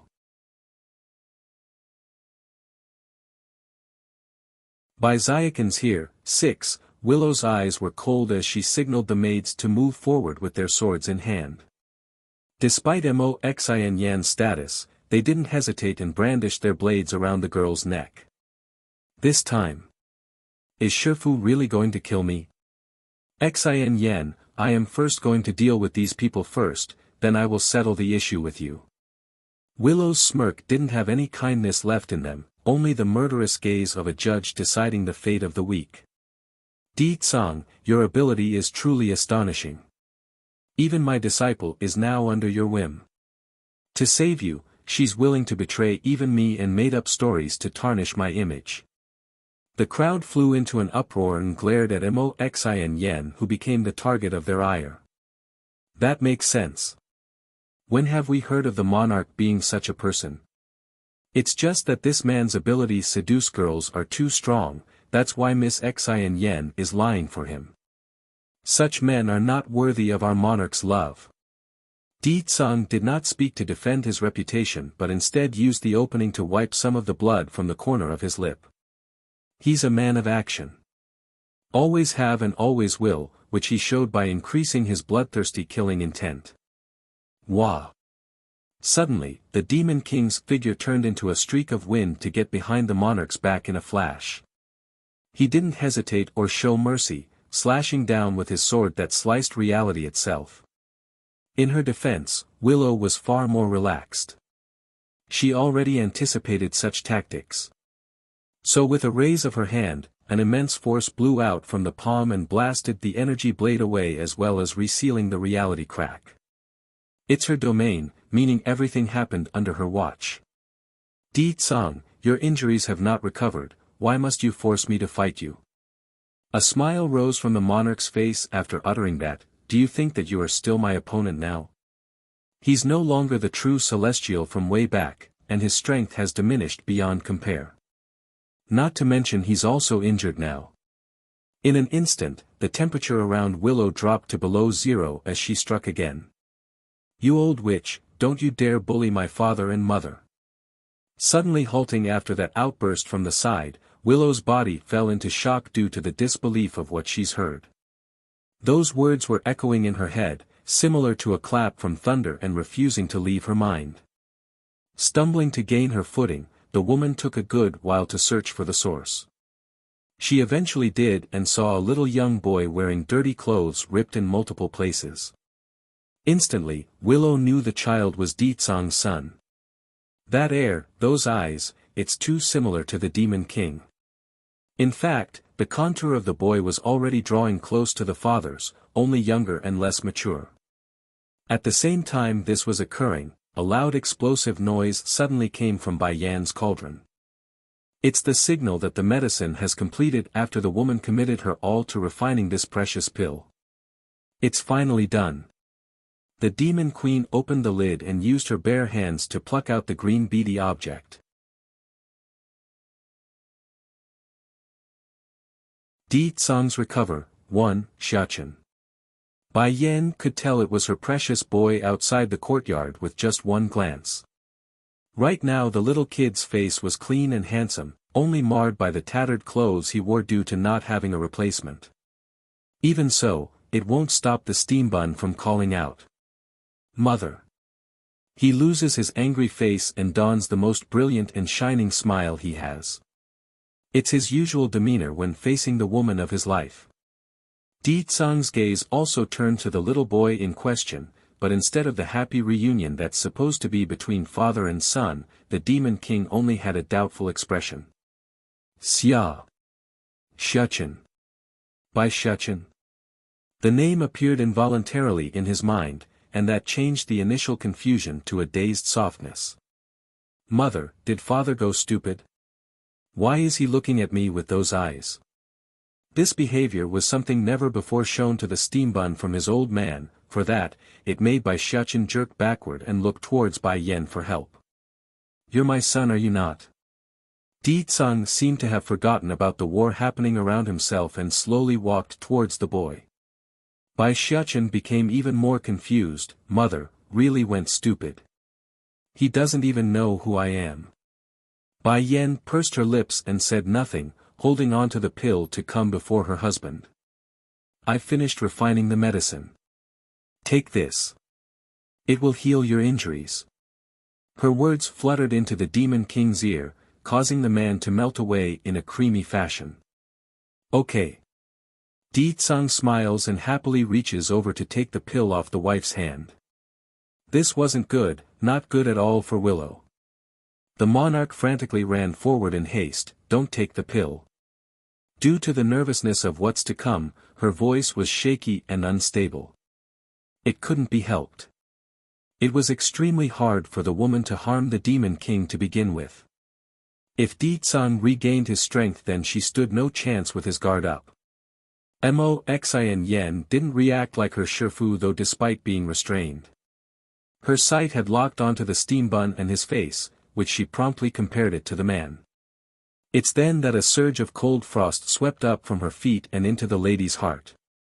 This man, has married and with children. And the son is already so big? Moxian Yan's heart shuddered at the irony she brought upon herself. But that emotion soon transformed into a bitter rage that wanted to suffocate her entire existence. If this is what it means to love someone, then I never want to fall in love in the first place. That way, I wouldn't be in so much pain. Boom! In the instant that Willow rushed towards Deetsang, the man who had originally turned his back on her swung around and released a wild storm. Their powers collided violently in the air, throwing everything in their vicinity away like scraps in the wind.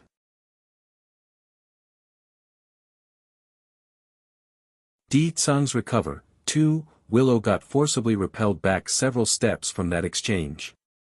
When she looked up again to meet that seductive and handsome face, her own complexion had already gone pale. He recovered. This man, he's fully recovered. How am I going to handle this now? The others didn't miss the panting breath from the monarch's chest, but their focus couldn't leave the steambun's figure due to his appearance. This little boy looks so similar to that Sir Deetsang, it's impossible to say they're not father and son. Ha! Suddenly, Willow bursts into a wild laugh. It's filled with self-ridicule and sarcasm like someone being shamed. For a while, the whole courtyard had fallen quiet. Deetsang. Her white dress fluttered gently with the wind as sadness surged forward on her expression. You are so cruel, what on earth can't I compare to her? Even if he loses his memory, this woman is the only one in his heart. Willow's gaze finally turned to Bai Yen to take a serious look for once.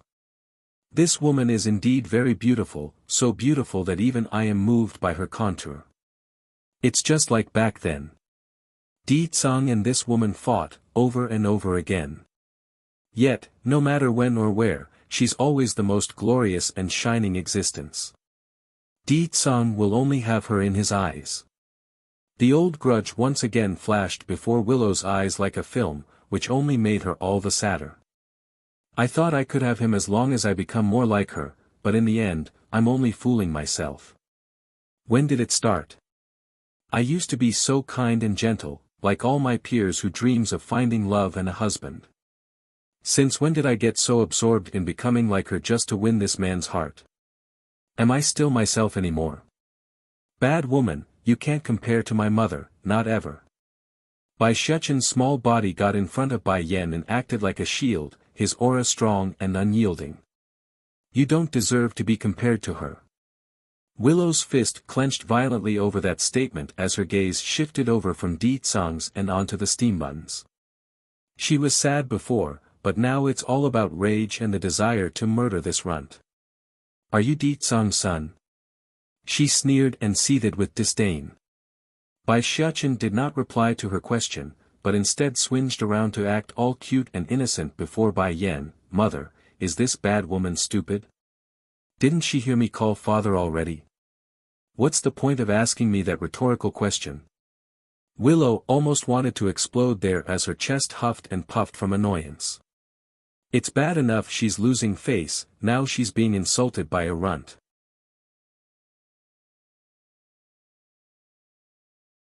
Deetsang's recover. 3. Deetsang, I'm asking you again, are you really unwilling to marry me? Not even as a concubine? When she finally spoke, her voice weakened with a hint of pleading. Hiss. Everyone that heard this gasped in a cold shudder. They're all staring at the monarch in disbelief due to those words. In the domain, they all knew Willow as a lady who hated men with multiple wives. For that, she earned the respect of both genders for many years. But now it's come to the truth that it's false.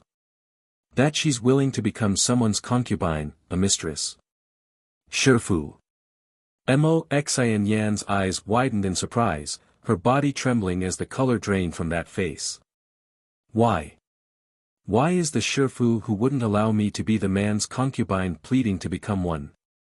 My Shifu shouldn't be like this, she should have used every means to snatch Deetsang over. Shifu is so powerful. What in the world is there that she can't do? Moxian Yen bit her lip until it was bleeding as the idol and source of her own pride collapsed from within. It's upheaving her ideology and crushing it. Di Tsung's voice was cold as he replied, "In this life, I will only have one wife, no concubines. In this life, I will only have one wife, no concubines." Willow's body nearly collapsed as those words echoed in her head, causing those weeping tears to flow forward and memories of old to resurface 10,000 years ago. Her father also went to the palace to propose a marriage for herself. Naturally it wasn't for the position of the queen, but a consort or ladyship title, but what did they get? The same speech from that dominating king whom entranced her at first sight. "In this life, I will only marry one wife, and if I don't meet a woman who can make me put down my pride, then I will have no other, nor will there be a concubine by my side." Then later, that woman appeared. A woman who was able to make the great demon king toss away his pride and grovel like a regular man. Unfortunately, this woman never realized the love she got from the man, only taking Di Tsung as an adversary that needs to be fought off. But never, ever, in Willow's wildest dream would she expect this pair who fought day and night for years to be reborn anew and form a family. And have a child together. This irony, it's too much for the monarch to endure. "Di Tsung, your memory has been restored." Bai Yen heard her husband's declaration and shifted away from her son's and onto the man's handsome face. "Yen heir, I'm sorry, I shouldn't have forgotten you." Di Tsung met her gaze, those eyes giving all the answers she needed. Bai Yen narrowed her eyes before continuing, "Di Tsung. Tell me, did she hurt you? I found the means to remove the bead from our daughter's body, but before I managed to leave, I inadvertently fell into the trap she set. As for the rest, I'll explain later for you." The demon king wraps his arm around the woman's shoulder before cooing into her ear, "I promise you, I will never let this sort of thing happen again in the future."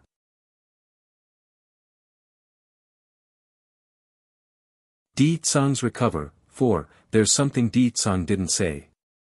The reason why he fell into the trap was that he saw an unexpected scene. Specifically, a woman got attacked by several enemies.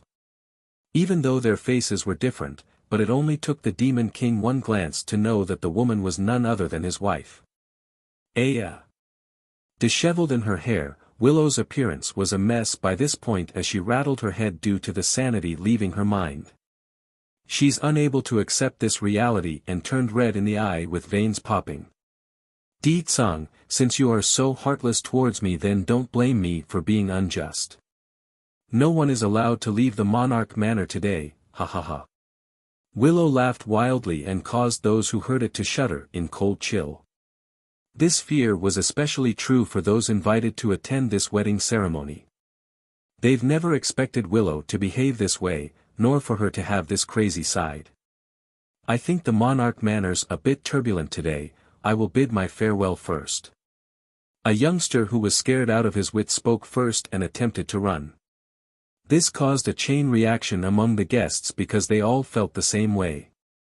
Unfortunately, the door slammed shut with a loud bang the second they tried to move towards the exit. As I said, no one is allowed to leave the estate today. Despite the weather being a hot summer day, the guests' back were shivering like they got thrust into an ice mountain. "Monarch, what are you doing? We are only here to attend your marriage ceremony. When has it become a norm for the guests not to leave? Since the marriage is off, it's only proper that we made our departure." Willow sneered over that comment, her eyes pricking up in irony. "In the hearts of the people, I am everyone's goddess, their faith. Why would I let any of you go after knowing so much?" Whatever vileness hiding underneath was now open for everyone to see. She's a venomous snake full of jealousy that only cares about her own reputation. She may not be like this at birth, but the long years of living in seclusion within this domain had twisted her into a dark creature. No. The young man who initially wanted to leave could not stand the atmosphere anymore and cried out horror. In his panic, he smashed the door with a powerful palm strike. "I'm leaving this place. I don't want to die yet." However, the door remained motionless under his assault. It's obvious the material used for the building wasn't normal. Let me out, let me out.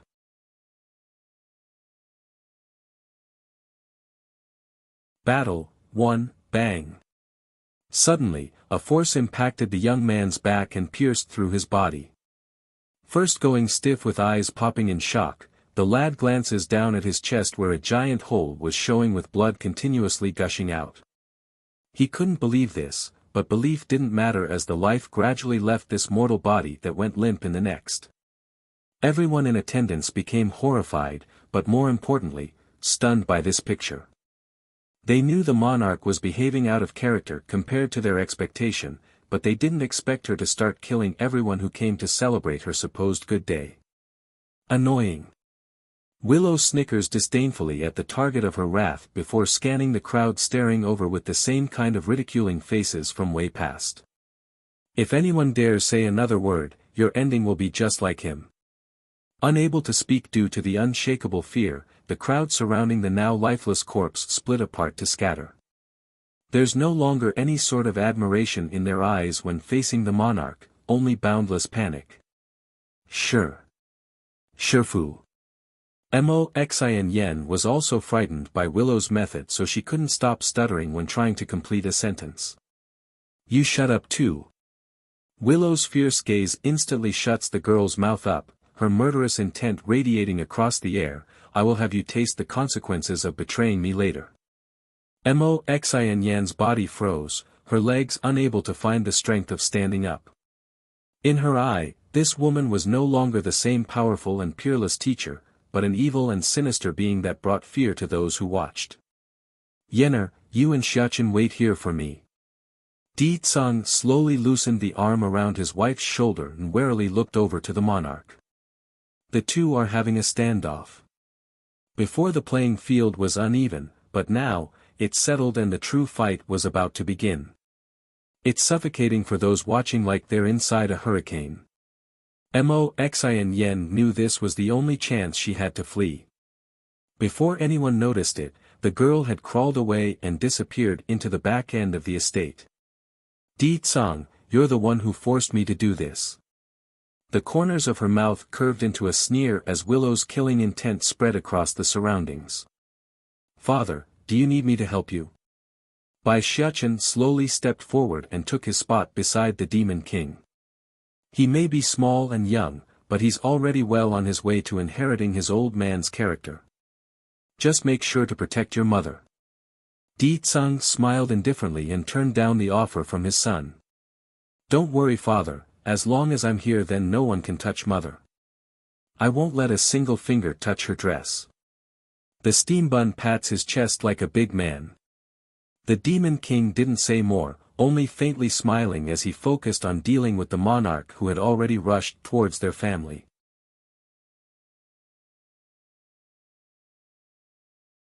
Battle 2. Meanwhile in the backyard, Moxin Yen was sprinting away after getting out of everyone's view when a familiar voice up ahead caught her attention.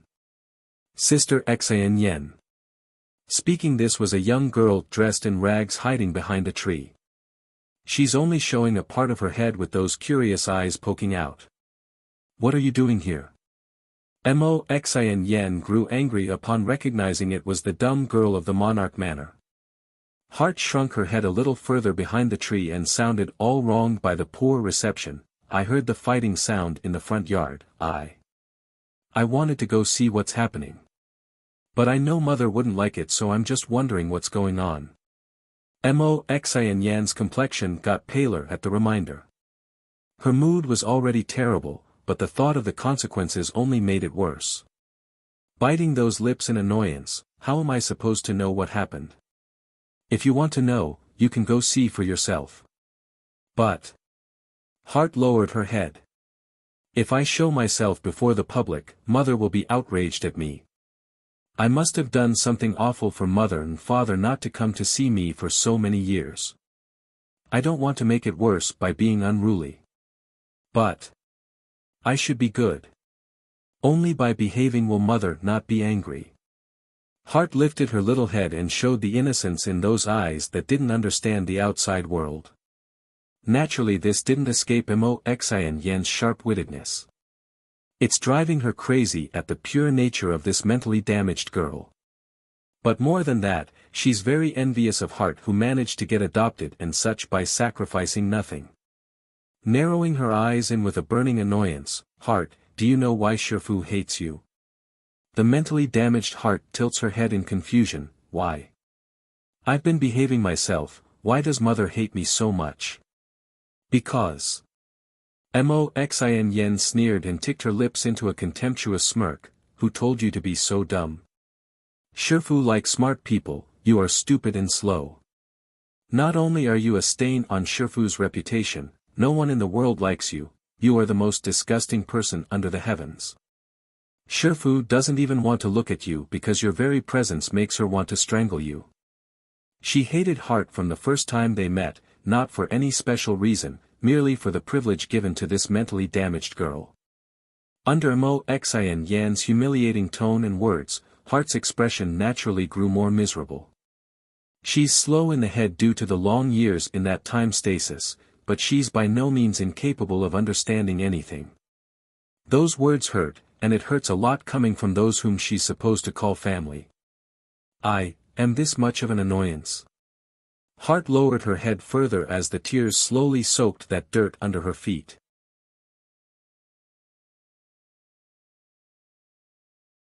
Battle, 3, that's right. Mo Xin Yen sneered, Shifu told me she hates you so much that if you can die then it would be perfect. If I can't escape from the Monarch Manor today then Shifu will definitely kill me. Since the person next to Shifu can no longer be me, I won't let Hart have a peace of mind either. This will cause a rift between them, and they can never be the same again. Smirking at the dreadful face shown by Hart after her lies, Mo Xin Yen leans in closer and whispers more cruel words, you must remember, the one Shifu hates the most in this life is you.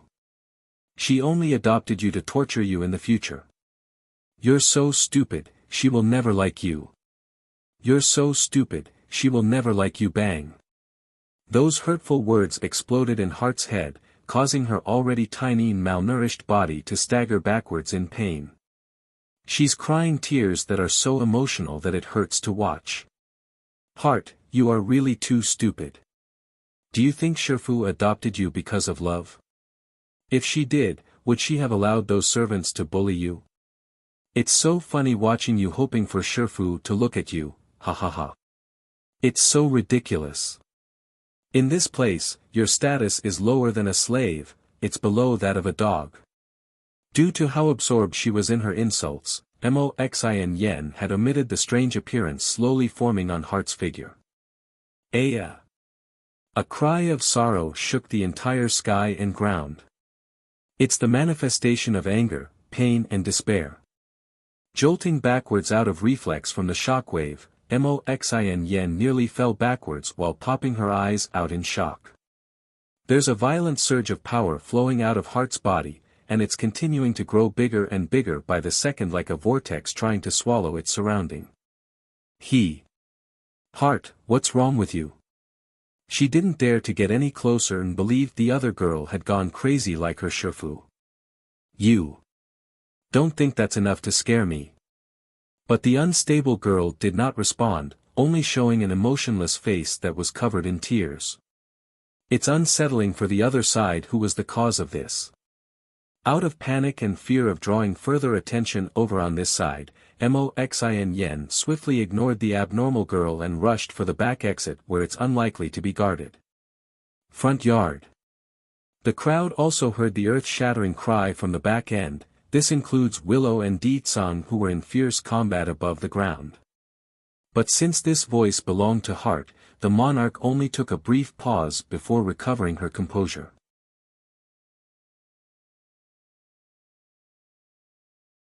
Together till death, 1, a blanket of gloom has come over this battlefield at some point. Like a heavy downpour, it's making the atmosphere extremely heavy and suffocating for those underneath the clouds. Willow's face gradually darkened under this stress as well, and her grief towards Di-Tsang has completely changed from the earlier grief to that of hatred and anger. That said, the mighty woman didn't just stare and stand there, she mustered this emotion in her body and charged at the Demon King. In a flash, she was already behind Di Tsang with the blade making an upward swing. Bang! Boom! Swish blow after blow, the two went back and forth with no visible advantage with either taking the win. Ho ho! Abruptly, Willow's cynical laugh cuts in after a pause. Di Tsang, it seems it will be difficult to distinguish who is stronger today, so I will settle this at another date. In an instant, the entire earth started to quake at her signal, shaking and rumbling until cracks fissured out from all directions. Di Tsang could no longer care about the monarch at this sudden change in event. Hurrying over to his wife's side, the Demon King pulls Bai Yan into his arms and then grabs the steam bun by the collar to protect them both with his aura. Such a warm-sided sight deeply stung Willow's eyes, making her full of resentment. She's red in the eyes and began to laugh wildly until her voice became deafening. Ha ha ha. It doesn't matter how deeply you love today, your love will only bring you more pain in the future. At this moment, Willow had fallen into madness, her smile crazy and fanatical.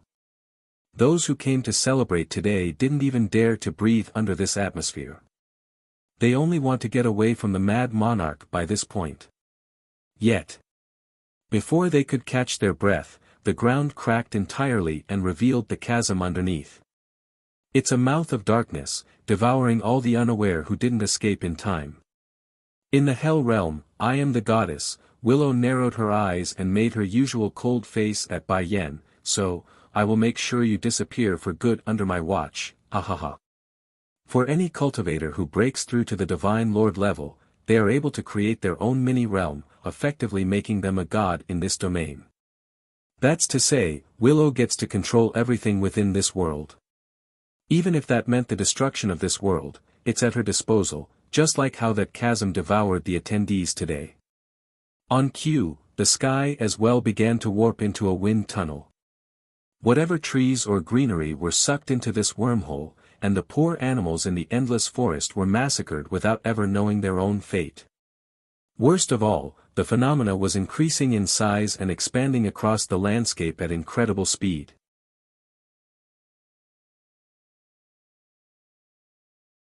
Together till death, too, what is happening? How did the endless forest become like this? It's like the world is coming to an end, it's over, this time our whole domain is over. Everyone who didn't get devoured by the chasm in the ground was trembling in fright. Many of them somehow found safety in a corner or clinging to a small foothold on the side, but none were faring so well if nothing changed. Endless Forest, Monarch Manor. Yenner, you and Xiachen leave first. Di Tsang's brows grew grim as he leaned down to kiss his wife's rosy lips. I'll be back soon.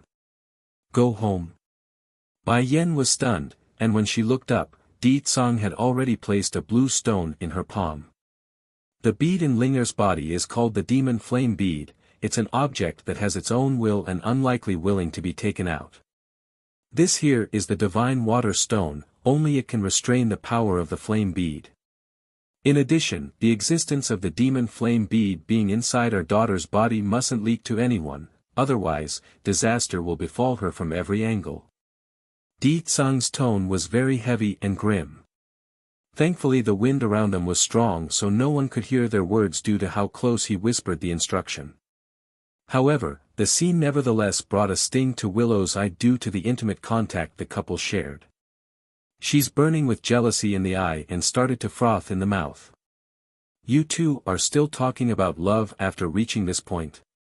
Since I control the Hell Realm, I will send the both of you to different places, never to meet one another in this lifetime. Willow sneers derisively, her momentum growing more intense by the second. Even the clouds were swirling around her body due to the power, throwing rocks and bricks into the air into the forming hurricane. Meanwhile in the back end of the manor, Moxi and Yen who originally wanted to sneak away from the battlefield using the opening was suddenly thrust into a bind. There's currently a vast gaping chasm blocking her way. If she didn't stop in the nick of time, she too would have fallen into this giant hole like all the rest. Shifu has gone crazy. She's really gone crazy. How can she do this to her own work? She created everything here, how can she destroy all that she worked for? Mother. Heart, the mentally damaged girl, raised her head in a daze at this moment, catching fleeting a glance at the monarch standing in the epicenter of this hurricane. She's so hurt from the lies that the child couldn't hold back the sorrow. Ha ha ha. For Willow, she's lost all control of her body. In her mind, there's only the stinging picture of that family of three. Di Tsung. Bai Yan's hand tightly held her husband's, ignoring the wave of murderous intent from the monarch. The fact that I came to find you means I won't go back alone. If we leave, then we are leaving together, not one less. In this life, she will not leave him again and go alone. Yener. Di Tsung countered, grabbed Bai Yan's hand and frowned slightly. You don't have to worry about me, I will go back to you soon. Bai Yan smiled and shook her head. Do you remember what I said about my father on earth? He's timid and a coward. When my mother's side of the family got slaughtered before his very eyes, he did nothing and watched from the side. So. I wasn't able to trust another man again after that, until I met you again.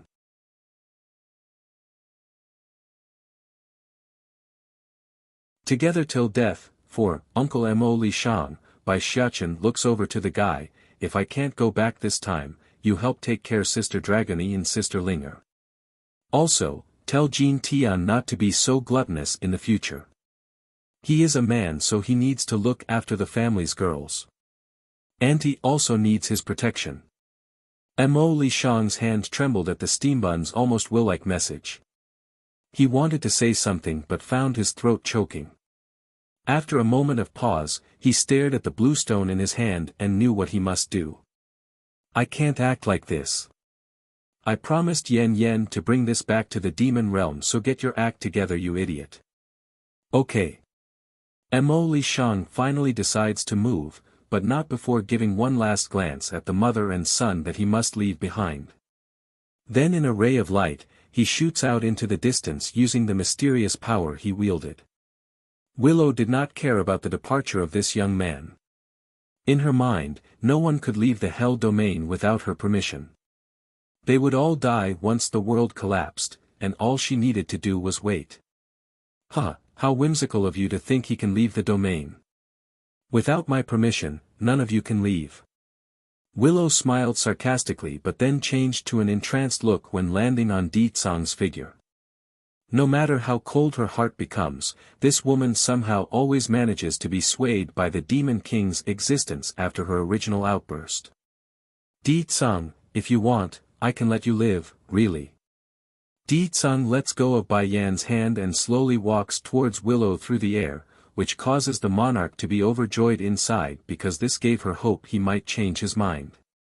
Di Tsung. I know your strength is very strong, but this is the Hell Domain, my world. As long as I will it, everyone here will inevitably disappear. She cracks a fanatical laugh like she's got him on the rope. Except for me, no one can live unless I help them. Shifu. Moxin Yen, who's been huddling in the corner of the estate, trembled inside after hearing that ruthless statement. Not many know this, but this disciple of Willow's understood it would be impossible for her teacher to create another domain after this one. The Hell Domain was the embodiment of the Creator, an extension of their power. If this world collapses into oblivion, Willow would become severely traumatized and lose a vast portion of her cultivation. Di Tsung had already stopped before the monarch using this short time frame. He didn't utter a word but raised an arm and lashed out. PFFF. Due to how obsessed she was behaving, Willow never had the time to notice the Demon King strike against her shoulder, thus allowing the man to puncture a hole right through that flesh and bone. Blood instantly stained her white dress as a result. If it was the previous Willow, she might not be so easily injured even if her attention did get divided. However, initiating the destruction of the Hell Domain cost her enormously, both physically and mentally. Stumbling back several steps due to the impact, her cheeks had gotten paler due to the excessive blood loss. The answer saddens the monarch, but more than that, she's outraged at the Demon King's repeated denial and stubbornness. Di Tsang. She bit her lip until it bled before bursting into a wild cackle. You all deserve to die, all of you deserve to die.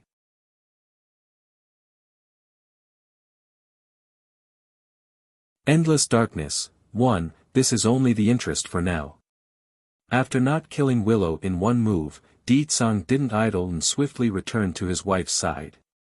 Taking her by his arm, he stares down at the crazy-looking monarch with condescending eyes, and whatever you owe us, I will settle the accounts on another day. Once this statement came ahead, the endless forest gradually disappeared from view, leaving only a shroud of darkness as far as the eye can see. The destructive sequence in this area was nearing completion, leaving only portions of the manor floating atop a black mouth. Moxin Yen happened to be one of the lucky ones after taking refuge atop a crumbling slab of a wall. She's frightened and mortified, unable to believe the emptiness that now surrounds herself. As for the leftover survivors, they weren't faring so well either. Many had urinated their pants, and some were barely clinging to an object with a finger to live. Regardless though, it won't be long until they too perish into the darkness. Di Tsang didn't care about strangers, of course.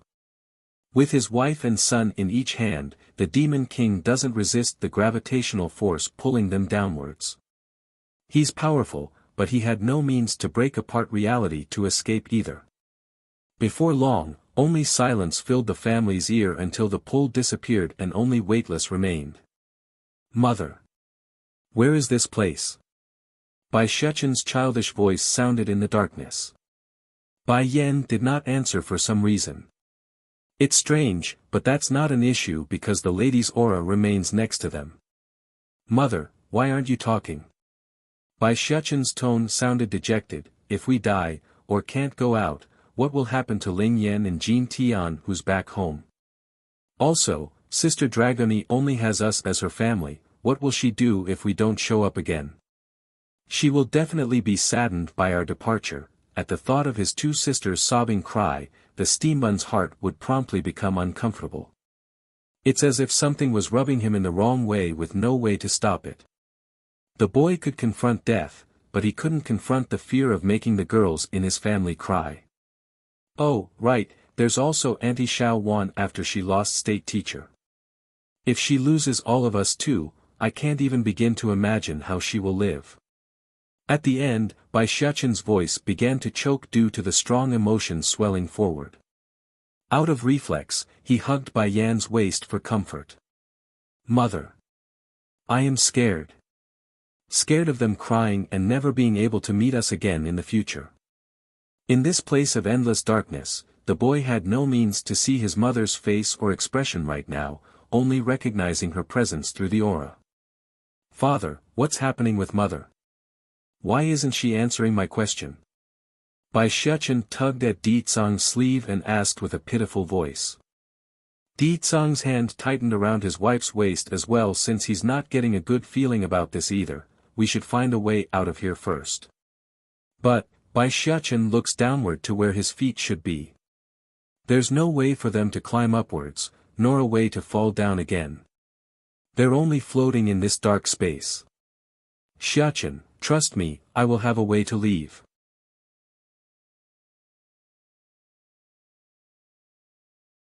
Endless Darkness. 2. Bai Yen did not know how long she had been floating in the darkness. The only thing this demon queen wanted to do was open her eyes in desperation. Sadly, she couldn't. In fact, the lady couldn't even open her mouth to make a squeak. No. I must not give up. I can't let Di Tsang and Shechen worry about me like this. Thinking of this, Bai Yen clenched her hands into a ball until the pain gradually cleared her muddled state. She still couldn't speak or see, but having a clearer mind was better than nothing. Yenner, can you hear us? A man's muffled voice drifts over. Yes. I can hear you clearly. Bai Yen tried to shout out several times, but the voice only resonated in her heart and not outward. Yenner, whether you can hear us or not, me and Shechen will be by your side, so don't worry. I will find a way to leave this darkness. No one can trap us. Di Tsung hugged her again, embracing that body so the woman wouldn't have the faintest chance of slipping away into the darkness. With a flutter of her eyelashes due to the physical contact, Bai Yen stopped struggling to open her eyes there. She may not be able to see him, but the intimacy was all the warmth she needed. Somewhere off in the bushes, Willow was covered in blood as she leaned against a tree trunk she found after her self-destructive act. In the end, I brought the destruction of the Hell Domain with my own hands. I let my anger swallow me. But it's okay, even if I don't control a domain anymore and suffer for it, I can still rebuild. There's the demon realm. One day, I will make all of demonkind submit to me. Sure. Shifu, Moxin Yen was shivering in a corner right now. Though afraid, the girl understood the only reason she's alive was that the monarch spared herself, otherwise, she would never have escaped the fate that had befallen everyone else. Willow slowly opened her eyes at that voice, the gaze indifferent and cold while watching Moxin Yen and Heart whom she spared. Compared with Moxin Yen's trembling appearance, Heart's was relatively calm for the situation. In fact, the old ignorant and innocent appearance was long gone, replaced by a squirming child that buried her head against the knee like she's locked herself off from the rest of the world. Moxin Yen, do you know you're wrong? Willow asked indifferently. Plop. Moxin Yen was so frightened that she immediately kneeled before the monarch, her face pale and panicking. Shifu, I know my fault. Please forgive me for being ignorant and stupid. Slowly getting up with that condescending gaze, Willow sneered a smirk at the girl's cowardice. I said it before that you are not allowed to have ideas about him. To think you not only went after him, you also betrayed me for him.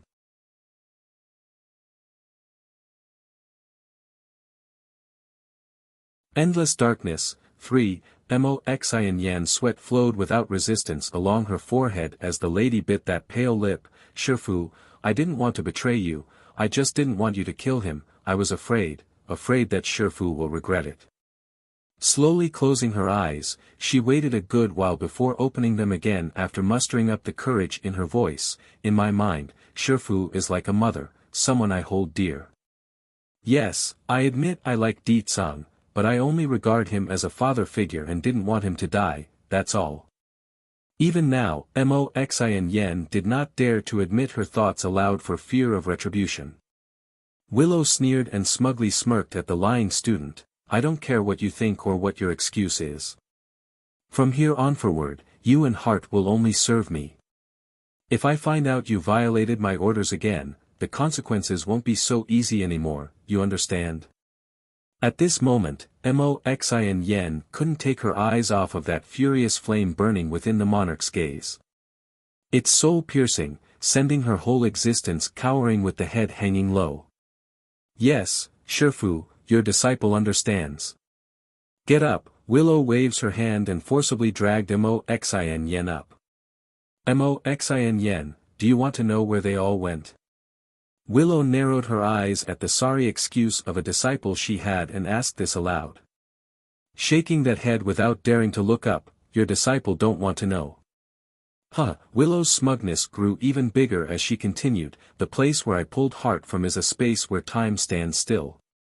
In fact, it is the path separating the Hell Domain and the Demon Realm. I don't have any command over it because it belongs to a powerful person from ancient times. That individual used to have a connection with the demon realm and knew my father at one point. The more she spoke, the more entranced the monarch seems to be by her past memories. It's because of that connection that I overheard his conversation with my father. I learned of that space's existence and built the Hell Domain behind it, preventing anyone from crossing over unless they want to be trapped inside. Stopping to gaze up into the pure blue sky, Willow's eyes flickered with the light of remembrance and emotion. Then later, I by pure chance found the book left by that person. There were a lot of knowledge inside the texts, including the way to manipulate the space and turn it into a passage of ice and fire like you know today. It embodied my hatred for humanity. I thought that by doing so, I would be able to prevent the woman from coming to my domain in the future, but I didn't expect her to come anyways. Willow's cackling voice didn't carry any sinister note to it, but somehow it made Xin Yan even more afraid than earlier. Xin Yan, tell me, what's so bad about your Shifu here? Why did Di Tsang always refuse me? It was as so before, and it is the same now, but no matter, I don't care anymore. If he won't accept me, then I won't let them have it any better either. Willow's momentum instantly transformed after that statement, turning cold and murderous. The time inside there is a static, never changing and unmoving. They can't cultivate or leave, forever drifting in the darkness until they rot from within. Shifu, wouldn't your decision be the same as letting them be together forever?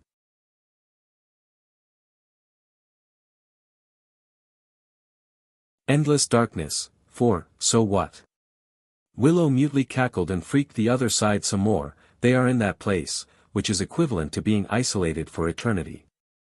Even if Bai Yen is still by his side, he can no longer interact with her anymore. Shifu, please don't say more, I don't want no anymore.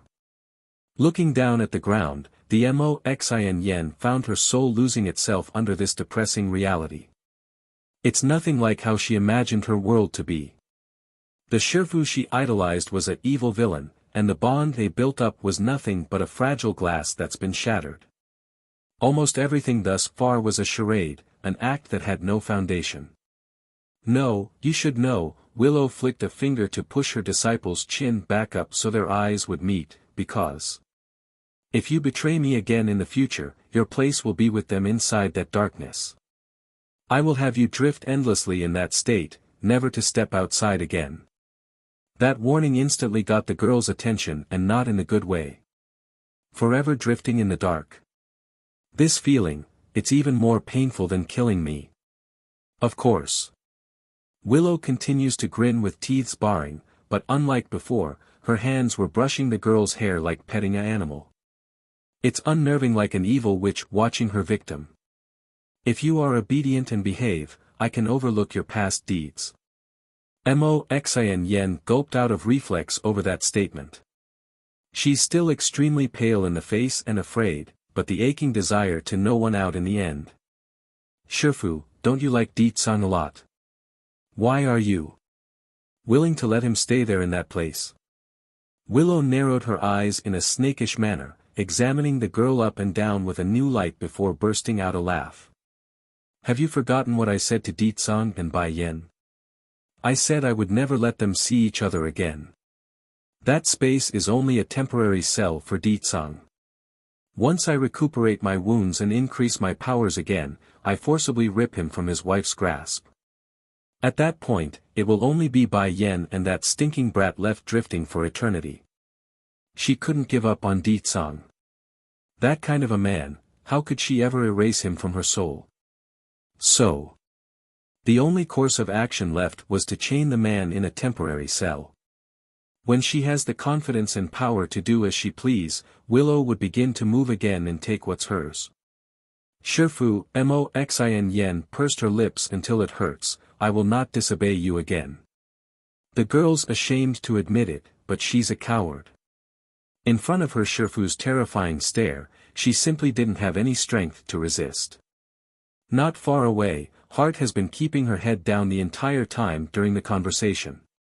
She's still traumatized from the stuff said by Xin Yan about Willow. As such, the grief and sadness has overtaken the innocence in this poor child. She did nothing wrong in this life and never harmed a soul, but her existence was unloved and unwanted, just like an expendable object. Heart, come here. Willow's eyes glanced slightly to the side and frowned after seeing how pitiful-looking the child was behaving. Heart stiffened at first, but then gradually loosened up before standing up. Step by step, she came before the monarch, the woman that's supposed to be her mother.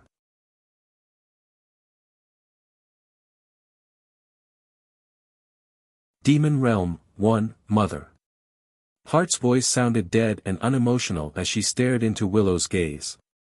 Displeased by the way her daughter spoke, you also heard what I said to Xin Yan. I will not permit betrayal. If you do, I won't let you off either. That statement brought more hurt to Heart's soul after already being traumatized. She wanted to be consoled, but it's nothing but pain. In the end, her entire body carried a shadow looming over it like some dark being has taken root. Willow abruptly coughs out blood from her mouth there right as she's about to say more. Shifu. Moxin Yan's expression went pale at that sight. Quickly running up to the monarch, an undisguised level of worry appeared in the girl's eye. Shifu, what's wrong? Your injury must not be healed yet. Sit down and rest first, I will go explore around while you do so.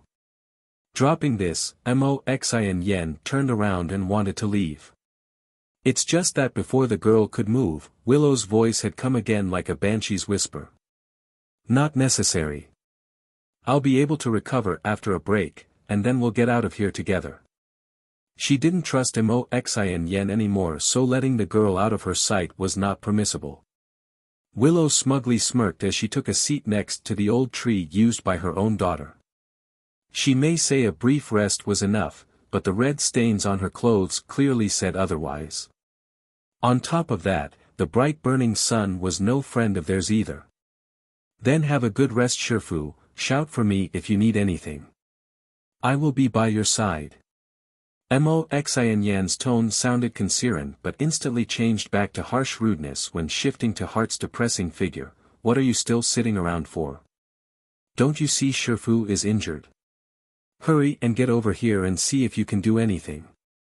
At this moment, she seems to have forgotten the horror that Heart had initially brought to her and returned to the usual bullying demeanor. Heart lifelessly did as told and stepped over without so much as a peep. She's looking so depressing that it's hard for Willow to put up with now that they're like this. Don't assume the monarch would suddenly have a change of heart after Moxin Yan's betrayal.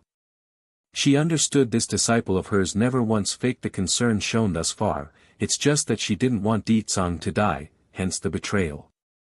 In contrast, her own biological daughter Heart was much colder, and even dumb to some extent in not showing any emotional concern for her own injury. This was also why Willow didn't leave Moxin Yan behind. At the very least, she needs an extra hand to help run errands during this period, which Heart wouldn't be able to do. Heart, Willow's tightly furrowed forehead loosens up after a sigh, although Xin Yan did something wrong before, but I am willing to give her a second chance since she's capable of understanding her own fault. You need to learn from her in this regard. Heart was stunned at the lecture as she stammered for a response. Mother, Okay, you don't have to say anything more. Willow's voice lost any of the tenderness she had from yesterday and grew impatient. Go over there and stand watch. I need to spend this period healing my wounds, so don't let anyone or any animal to come disturb me.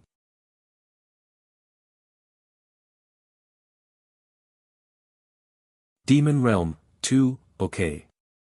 Heart didn't say more and returned to the spot where she was sitting before. This time she did not hang her head down but instead began surveying the surrounding environment as told. Demon Realm. Di Ling Yen sat on the edge of the demon mountain with her chin propped against her own hands, those eyes bored and longing. Suzaku, when will my mother and father come back? Now that even big brother is gone, it's only me and second brother left. The four sacred beasts were all standing behind the baby princess and became emotionally sad over her question. There's hardly any life around the palace as of late, so it's no wonder the atmosphere was depressing. Princess, Suzaku the red flaming lady squatted down and gently hugged the baby's body. You don't have to worry, Mistress and His Majesty will return soon, and your big brother the Crown Prince already left to bring them home. It won't be long until that day comes. The consoling words didn't work. Instead of making the baby girl peach up, she hung her head again between her legs like a depressed child. Suzaku, don't lie to me, the place where my mother and father went must be very dangerous for them to not return. I know they're risking their lives for me, if only I didn't have the flame bead inside my body. In this way, neither father nor mother would go to such a place. Tears slowly trickled down that cheek at the thought, causing Di Lingyan's body to shrink further into a clump of sadness. "Little princess, don't you believe in your family?" The young-looking teen that was Little Rice the White Tiger walked up to the girl's side and patted her shoulder. "I have been following mistress and young master from the beginning, never have I seen them fail or suffer any losses. This time will be no different, I promise you that." Looking up with a weeping face, "I believe in my family, but I still feel uncomfortable inside, like they won't come back." If it wasn't for that feeling in her heart, Di Lingyan wouldn't be so sad, since it's always been like this for the baby princess. Whenever a bad omen occurs, bad things happens not long after. "Suzaku, Little Rice, Black Turtle, Xing Yi, can you take me to find my mother? I also want to go to where they are." The Phoenix lady's heart ached with immense pain at that request. "Princess, please be good, you are still too young to go anywhere. It's not the time for you to encroach on such a journey." Little Rice also wanted to say something after that miserable plea, however, he stopped after taking notice to the flash of light shooting over from the distance. "Mo Li Shang." Little Rice widens his eyes at the sight of the young man that appeared. He still had a great impression of this person who they picked up below the medicine sect that day. Normally it would be a great occasion for the reunion, but this timing and location was leaving him on a wary note. Why did he come to the demon realm? Unlike White Tiger's perplexed thought, Suzaku's reaction was much more powerful. She's locked onto Mo Li Shang's figure and clenched that face in a manner of someone on high alert.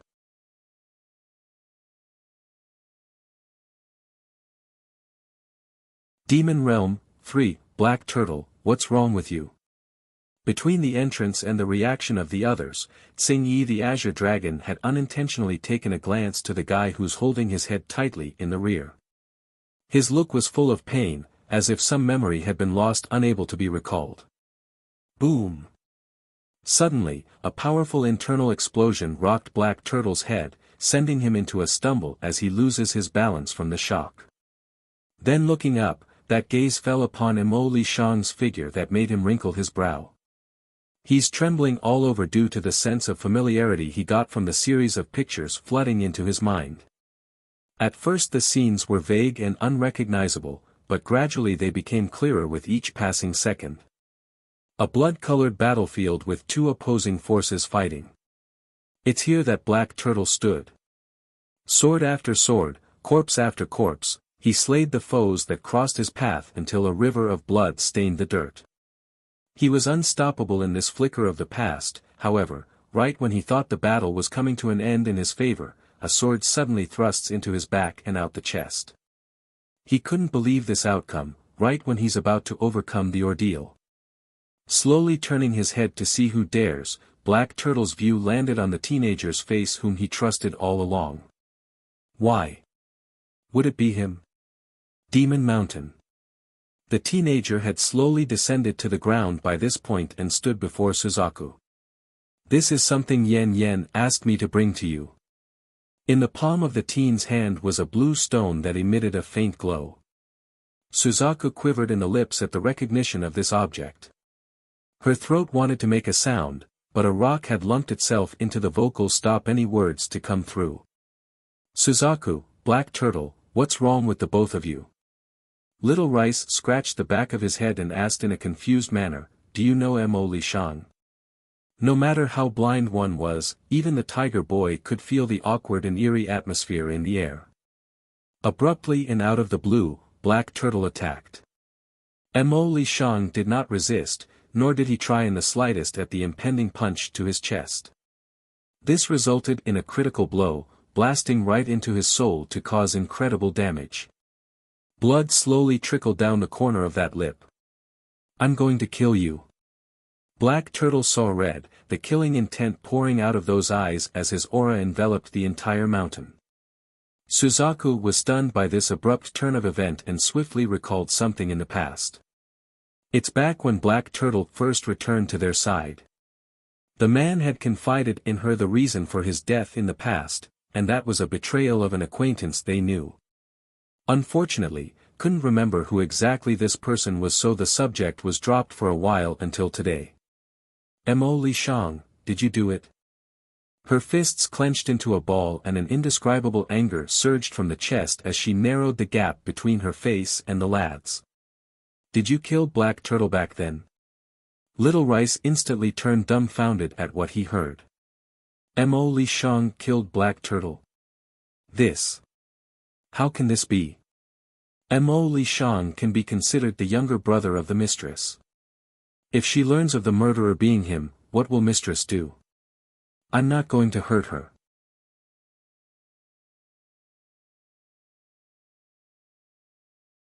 Demon Realm 4. Moments later, Mo Li Shang finally raised his pale face to meet Suzaku's accusing stare. I wouldn't hurt her, I would never hurt her. Ha ha ha.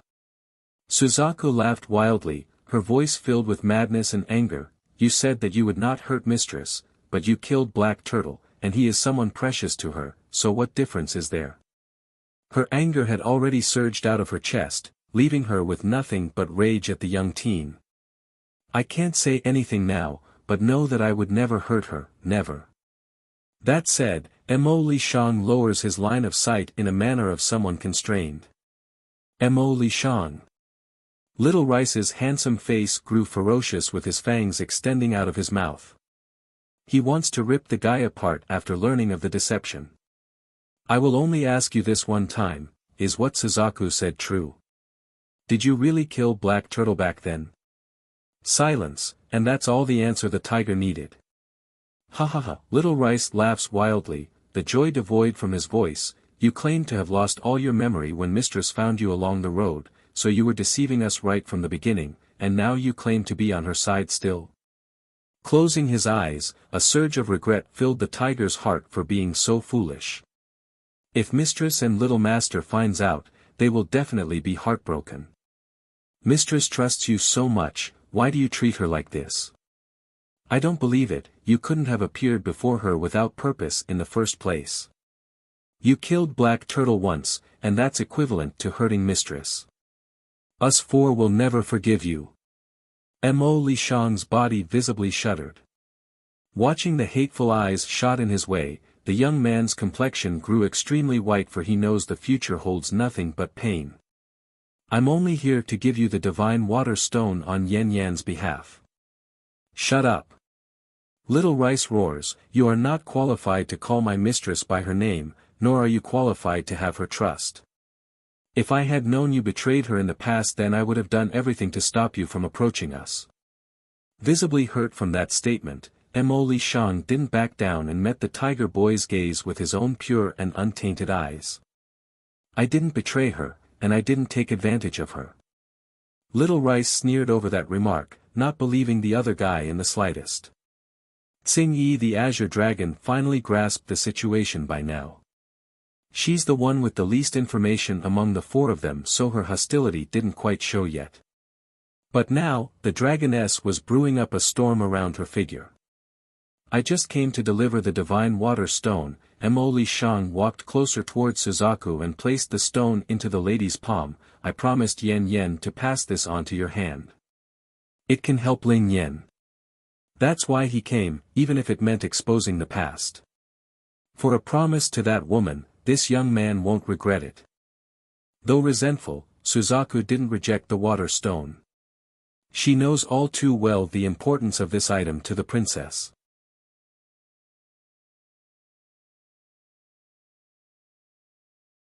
Heartache 1. Suzaku had great difficulty in keeping the stone from dropping out of her hand. It's not that the thing's heavy, but what it implied for taking it. A gift from an enemy, a traitor, that's what makes it so heavy.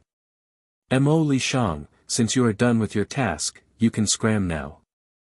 When mistress returns, I will let her know what you've done and settle the account with you. Today's demon realm could hardly be called peaceful. If the four of them must engage in a battle with this man, it's unlikely they could come out on top. What's more, the most important thing wasn't revenge, but the protection of the remaining royal family members. That meant Jin Tian and Ling Yan, who had no ability of their own. Mo Li Shang didn't utter a single word of defense for himself from beginning to end, but the way he spoke and the way he moved said there's another side to the story. Okay, that said, he didn't look back and begun floating towards the blood-colored sky. Wait. Suddenly, a crisp bell-like chime came from the rear, making the guy stop mid-flight. Di Ling Yen had walked over after hearing their conversation. Princess. Suzaku and the others were terrified at this and reached out, wanting to pull the girl back to their side. However, the pure and untainted eyes from the princess stopped them. It's too innocent and without darkness that the four didn't know how to react. Are you really not going to hurt mother? Di Ling Yan's smile was hopeful and without doubt when asking. Floating there for a good moment before he spoke, the guy's voice was equally as pure and kind, I will never hurt her. Then have you seen my father and mother?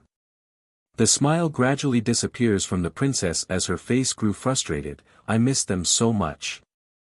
When will they come back? Mo Li Shang's heart instantly ached with pain after hearing the saddening plea. Slowly closing his eyes, he recalls back to the moment where he saw that family being devoured by the darkness in the Hell domain. They'll be back soon. After half a ring, he leans down and pats the child's head in a reassuring manner. Of course, this was done under the wary gaze of the four sacred beasts. If he had so much given a flicker of intent to hurt the princess, then they would have attacked and separated the two in an instant. Pouting in her little face, the pipsqueak didn't buy it. Uncle, you are deceiving Ling Yan. I am not stupid. I can sense mother and father is at a very distant place. I am scared they will not be able to come back for a long time. Mo Li Shang didn't know what he could say in this situation. The girl hit the bullseye with that guess. Uncle, can you tell me where mother went? Suzaku and the others won't let me go find them. Mo Li Shang smiled slightly, they went to a place called the Hell Domain. Mo Li Shang. Suzaku's face changed. I shouldn't have let the princess touch this bastard, and this bastard actually revealed where Bai Yen went. What if the princess she? Thinking of this, Suzaku felt flustered and wanted to stop the guy, but what Mo Li Shang said next stunned everyone in their tracks. Unfortunately, the Hell Domain is gone now and your father and mother has gone to a whole new place that even I don't know of. But don't worry, I'm sure they will return very soon.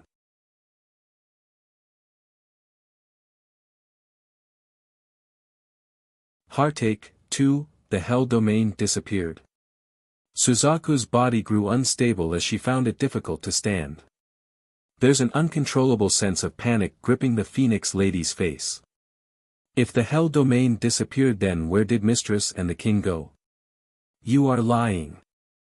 Little Rice roared and runs up to Mo Li Shang's presence and grabbed at his collar. Mo Li Shang, you are a despicable liar. You think your story can deceive us? If the Hell Domain disappeared, then why wouldn't the King and Mistress come back to us? An entire domain's destruction. That's something so big that the four sacred beasts couldn't even begin to fathom or imagine. Mo Li Shang didn't rebuke the insult, instead, he lowered his eyes with sadness. He knew this would happen if he had spoken the truth. Not only that, the entire demon realm too would fall into shock for the next while, making the situation even more unstable. I saw it with my own eyes. The darkness swallowed the entire hell realm and no longer exists, that's why Yen Yen entrusted me with bringing back the divine water stone. She wanted to make sure her daughter is safe by suppressing the flame inside her body. His words were piercing, causing the white tiger to freeze into a statue. Did they really disappear? Little Rice's grip around the guy's collar fell apart as he trembled from the terrible news. He didn't want to believe but found no other excuse to say otherwise. You liar, you must be lying to me. You're a big liar. Little Rice. Xing Yi's complexion wasn't so good either, but she had more fortitude to withstand this shocking blow. First running up to give the poor tiger a hug so he would calm down, are you sure the Hell Domain disappeared? Then Mistress and the King. They're still alive, I can feel it, they're still alive. Mo Li Shang smiled, Yen Yen wouldn't die so easily, she will definitely come back. It was his belief in her that convinced him to leave that day, otherwise, he too would have stayed and refused to leave. You get lost. Black Turtle snorted coldly and wanted to punch the guy even more right now. In the future, you are not allowed to take one step into the demon realm. Otherwise, I will kill you before the day mistress returns. He won't forgive this guy, not ever. The only reason Black Turtle's forestalling his revenge was for Bai Yan's sake. Aside from that, he would have torn the guy to shreds a million times over. Moments later, Mo Li Shang finally disappeared into the horizon. Princess, Suzaku quickly rushed up to Di Ling Yan and hugged the baby tightly to make sure nothing's wrong with her. That guy isn't a good person, you mustn't approach him again in the future, do you understand? Why? Di Ling Yan gently purses her lips and didn't understand the reason. Isn't he a friend of mother? If he is, there might be a misunderstanding between him and Black Turtle.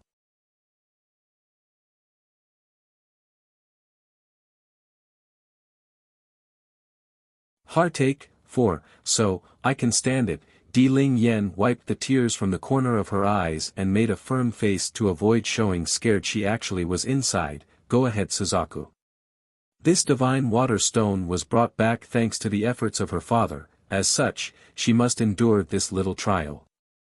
Her mother was waiting, and like a good daughter, it's only right she do her part. Song involuntarily furrowed her brow up over this sight.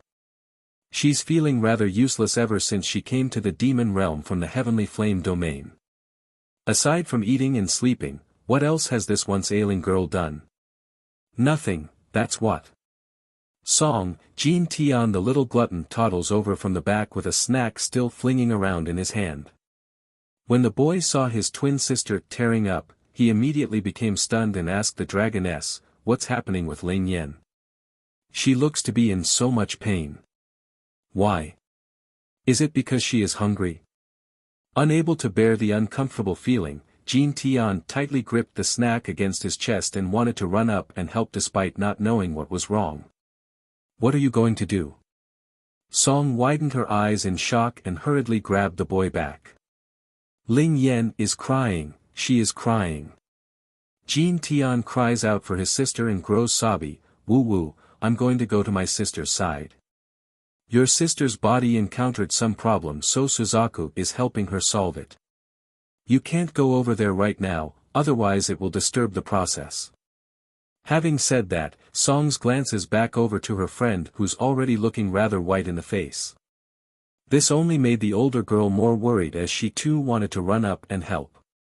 But, my sister keeps crying, Jean Tian sobs and starts hiccuping, it's only right that I keep her company since she's hurt. Don't assume the little glutton was clueless and rude because he likes to steal his twin sister's snack. He cares a lot about the pipsqueak, just that he doesn't show it often out in the open. Turning around, Jean Tian didn't give the slightly older girl to stop him this time and ran towards his twin sister. Shaking her head helplessly, Song knew her words were useless now. In the end, she could only follow from behind in silence and wait. Demon Mountain. The water stone in Suzaku's palm had gradually disappeared into Ling Yan's chest by this point, and as a consequence, the baby's chest had become soaked in sweat due to the ordeal. We're done now. She finally breathed a sigh of relief and slowly withdrew her hand. Only now did Suzaku realize her hand had gone numb during the treatment. She's been so nervous that she never dared to move an inch of her fingers, thus the reason why it took so long for her to notice the tingling numbness. Likewise, Di Ling Yan also became overly tired and tumbled backward. Thankfully Tsing Yi the dragoness caught the child in time. Is it over? Di Ling Yan takes a peep by popping one of her closed eyelids before looking up with that palish contour. Suzaku nodded, we've succeeded, princess. That's good then, she smiles brightly. Afterward, I will grow stronger and stronger until my cultivation lets me find mother on my own. At the end, the little sweet bun started to whimper out with a tear river flowing out.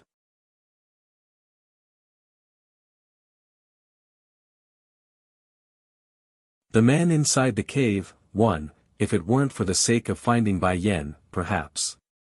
Di Ling Yen would never have been able to withstand the pain at all. It was precisely because of her attachment to her own mother that the baby princess could be so strong. Ling Yen, Jean Tian the little glutton quickly toddled over and reached over with his hands to check on his twin sister. Don't cry, okay? I've brought you all the good food, it's all for you. His eyes became filled with longing at the delicacies in his possession but still stuffed it into his sitter's hand. Woohoo! Ling Yen was still whimpering, and the tears had soaked the ground in front. Getting upset and helpless, Jean Tian quickly turns to the Phoenix Lady for help on how to comfort his twin sister. Little prince, Suzaku touched the glutton's head, your sister just endured an incredible amount of pain in her body, it's okay for her to cry.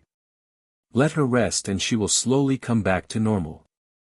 Not quite understanding why, Jean Tian tilts his head and glances back and forth between the two girls until he finally stops at the sister.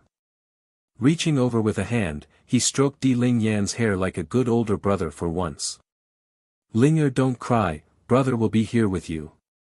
If someone hurts you in the future, brother will beat them for you, okay? Don't cry. He didn't know exactly what happened to his twin sister, but he did know something was wrong with Ling Yen and that Suzaku needed to remedy it. Woohoo! Throwing herself into Jean Tian's arms as she continued to weep, her tears and snot rubbed all over his clothes, I miss father, mother and big brother. Blinking his eyes in confusion, the little glutton didn't understand why she's so sad. Didn't father and mother go out to play? They will be back very soon. Until then, I will look after you. Suzaku did not tell the two kids where Bai Yen and Di Tsang went, so they assumed the parents went out on a trip. Unfortunately, Di Ling Yen was too sharp and caught on with her clever head after Bai Shechen's departure.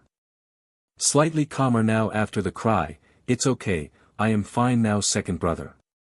Soon, I will go find them myself after growing as strong as big brother. Jean Tian scratched the back of his head and turned to look at Suzaku, his big eyes showing doubt and obviously not knowing what his sister meant by those words. It's just that. Whenever he sees the pipsqueak's tear, the boy would instantly tense up and feel uncomfortable inside. Sister song. When Di Ling Yen turned her head, the once ailing girl from the heavenly domain had already walked behind her brother. I'm fine, don't worry. Actually, I am very happy. This way I not only lifted the danger hidden within my body, I can also grow stronger at a faster rate. I'll be able to help everyone fight the bad guys together. Upon remembering what had happened to her to-be uncle, Di Ling Yan's heart would unconsciously feel a surge of sadness welling up. But more than that, the emotion of anger over state teacher's death was the biggest.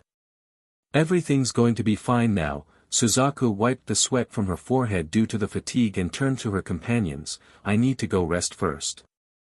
You three take care of the princess and prince while I'm asleep.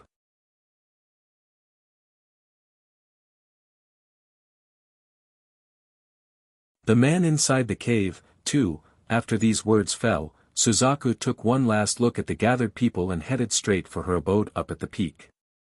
Inside the lightless cave, the man who caused most of this problem raised his head slightly and burst into a brilliant grin. He's the only life here, but with those chains restraining him, the guy might as well have been dead. Divine Water Stone. Suddenly, a sneer came from the man's mouth as an eerie glow flickered within those eyes. It seems that the little girl's parents are indeed extraordinary. Even the Divine Water Stone has been found by them. He clicked his tongue and grew devilishly sexier by the second, but no matter, it will be interesting to know how that girl will grow up into. Maybe my escape from this place will be entirely on her. Time flowed quickly like the water in a river stream. Since the day Di Tsang and Bai Yen left their home, 2 years had transpired with the world mostly at peace. Aside from the occasional attacks pointed to the celestial realm by some strange force, there's not much to note. If only there was never a Yun Roa Shi to begin with. One of the keepers groaned and uttered these words. Since the day when the truth came forward, Chui God had disappeared for good from the eyes of the public, and since the strongest keepers were dead as well, no one could fight against the attackers. Keeper Yellow appears lost and dejected before speaking. Actually, this is not entirely to blame on that woman. We were also too stupid, getting deceived repeatedly by such obvious lies. If not for that, our Lord wouldn't have left us, and the celestial realm wouldn't be in this crisis. Over the years since the battle outside the city with Bai Yan, the surviving keepers had filtered through the past events in their heads and soon realized how many times they omitted the obvious signs. Even though Yun Ruoxi had ill intentions and lied, what would it matter if they themselves didn't believe her? In the end, half the fault lies with themselves who brought about this tragedy. There were prophecies back then about the celestial realm being overthrown, and now it seems the culprit is starting to show itself from the shadows, but who could be responsible for this calamity? The gray-robed keeper slowly closed his eyes in frustration, that fist trembling due to their own inability. Did the celestial palace really do wrong? No, we're not wrong. We've done everything for the sake of the world, kept the peace in order, how can we be wrong? If there's one to be at fault, it would be Yun Ruoxi for her deception. She not only deceived us, she also gave Bai Yan those painful wounds. Just as Keeper Yellow was about to say something, a faint chuckle came from the front and caused them to stiffen up. It's a familiar voice whom they all recognized. Sure enough, a woman gradually materialized into existence from above.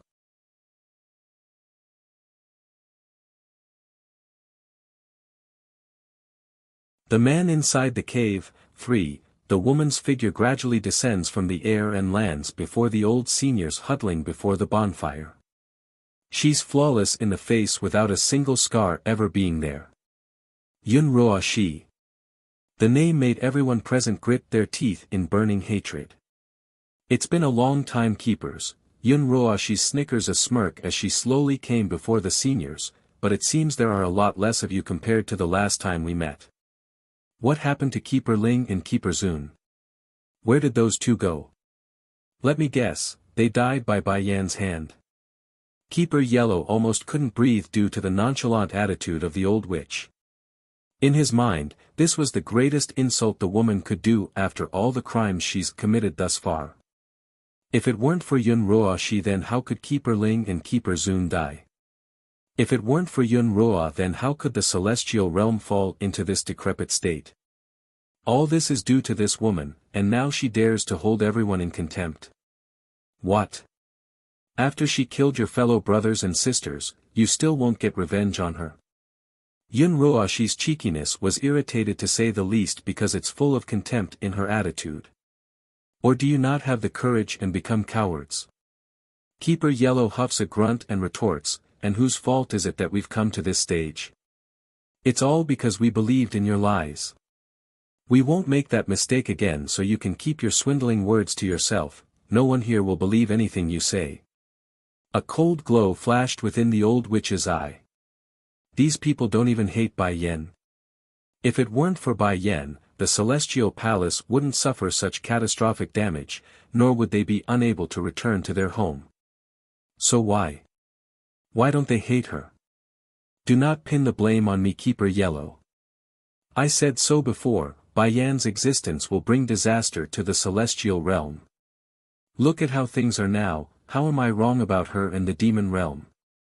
Another burly-looking keeper cuts in with annoyance in his voice. If the demon realm wanted to destroy the celestial realm, then they would have done so already. How are you right about her being the cause? And why not? The old witch makes it sound regrettable about what she's about to say. I don't mind telling you all the truth. The recent attacks on the celestial realm were done by my orders. I've reached the peak level of the Divine Lord level now.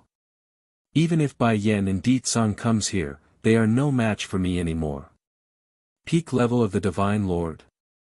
The crowd's eyes widened in shock, their gaze showing incredulous at the old witch's figure. They are well aware of Yun Ruoxi's cultivation before.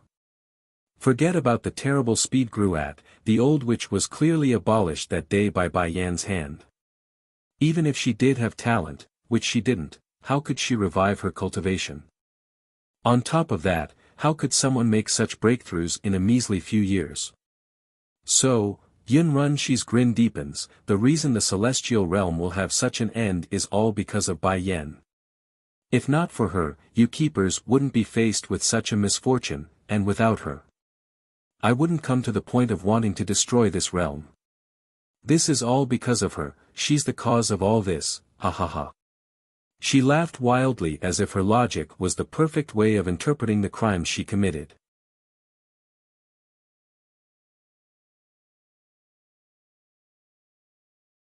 The man inside the cave. 4. Yun Roashi, you are crazy. This woman has completely gone insane with jealousy. I'm not crazy. Yun Roashi regained control of her laugh and turned it into hatred in those eyes. I am just stating a fact. If the celestial realm is destroyed, there is only one person you can hate, and that is Bai Yan. She is the sinner for eternity and should go down in history with infamy. Keeper Yellow and the others couldn't take this madness and distanced themselves from the old witch. It's too overwhelming. If they didn't do this, the keepers feared they might get infected at this rate. Keeper Yellow, tell me, where did that crazy old coot run off to? She coldly asks. You mean Bai Zine? Keeper Yellow frowned. Yes, in this celestial realm, he is the only one Bai Yan cares about. I will make her feel regret and misery for the rest of her remaining life. Yun Roashi gritted her teeth to the point it's making a grating sound. If it weren't for the monarch not letting her go to the demon realm, the old witch would have already gone to the demon realm and settled the score with the demon queen. Bai Zine disappeared after the events of that year, so I don't know where he went. Keeper Yellow smirks derisively. If you want to find him, then I'm afraid that's not possible.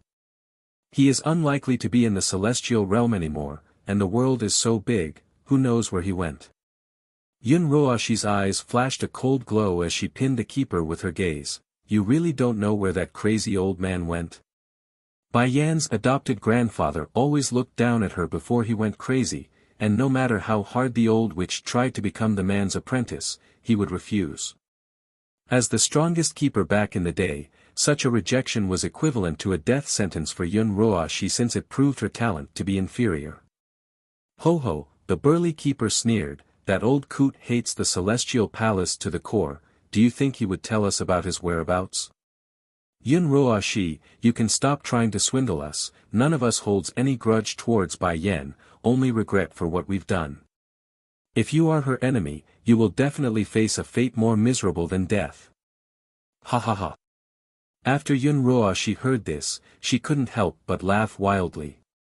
It's filled with disdain and ridicule. I remember that before Bai Yan's strength had just broken through to the Divine Lord level, and now it's only been 2 years. You think she can reach the same height as I? I'm already at the peak of this world, why would I fear anyone? So, why do you people still think I'm going to lose to Bai Yan? Yun Roashi admits, with the backing of Heavenly Flame and Di Tsang, she's no match for the three combined. However, once those two men are out of the equation, who could protect that woman anymore? The old burly keeper sneered again and didn't bother arguing. He doesn't know what happens to give the old witch this incredible power, but experience has told him. Even if Yun Roashi continues to grow, she would never defeat Bai Yan. That person always returns stronger, no matter the foe.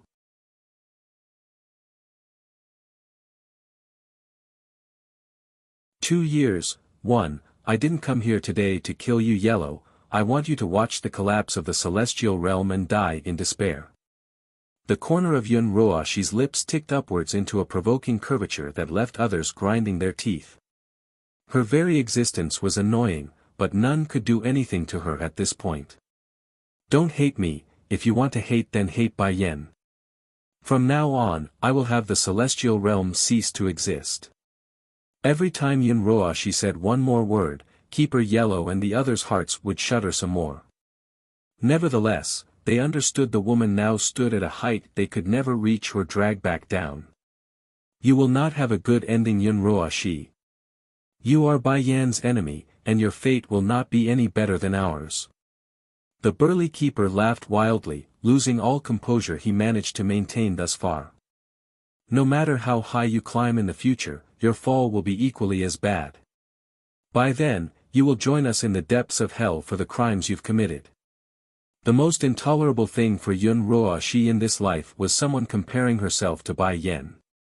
As such, the murderous rage instantly exploded out of the witch's face.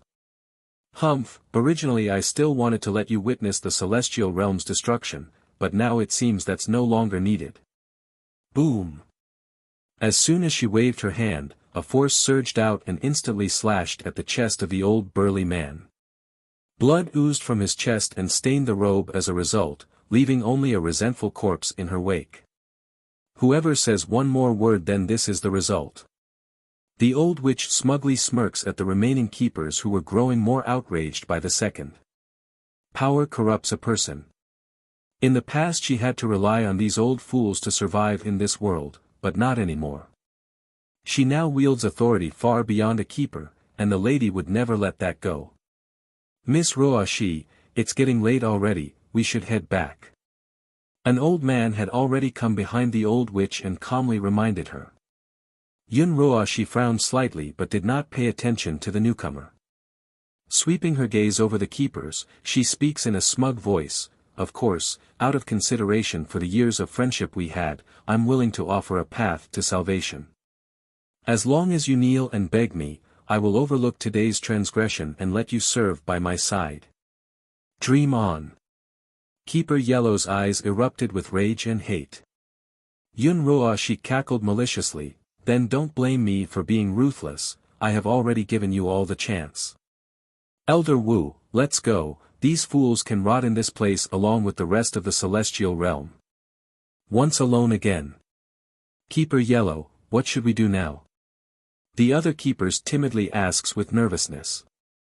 Closing his eyes for a moment, Yellow inhales deeply before answering, "No matter what, the denizens of the celestial realm will never succumb to her tyranny."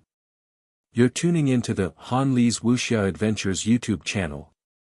We're so grateful for your support, and don't forget to subscribe to join us on this incredible journey through captivating stories.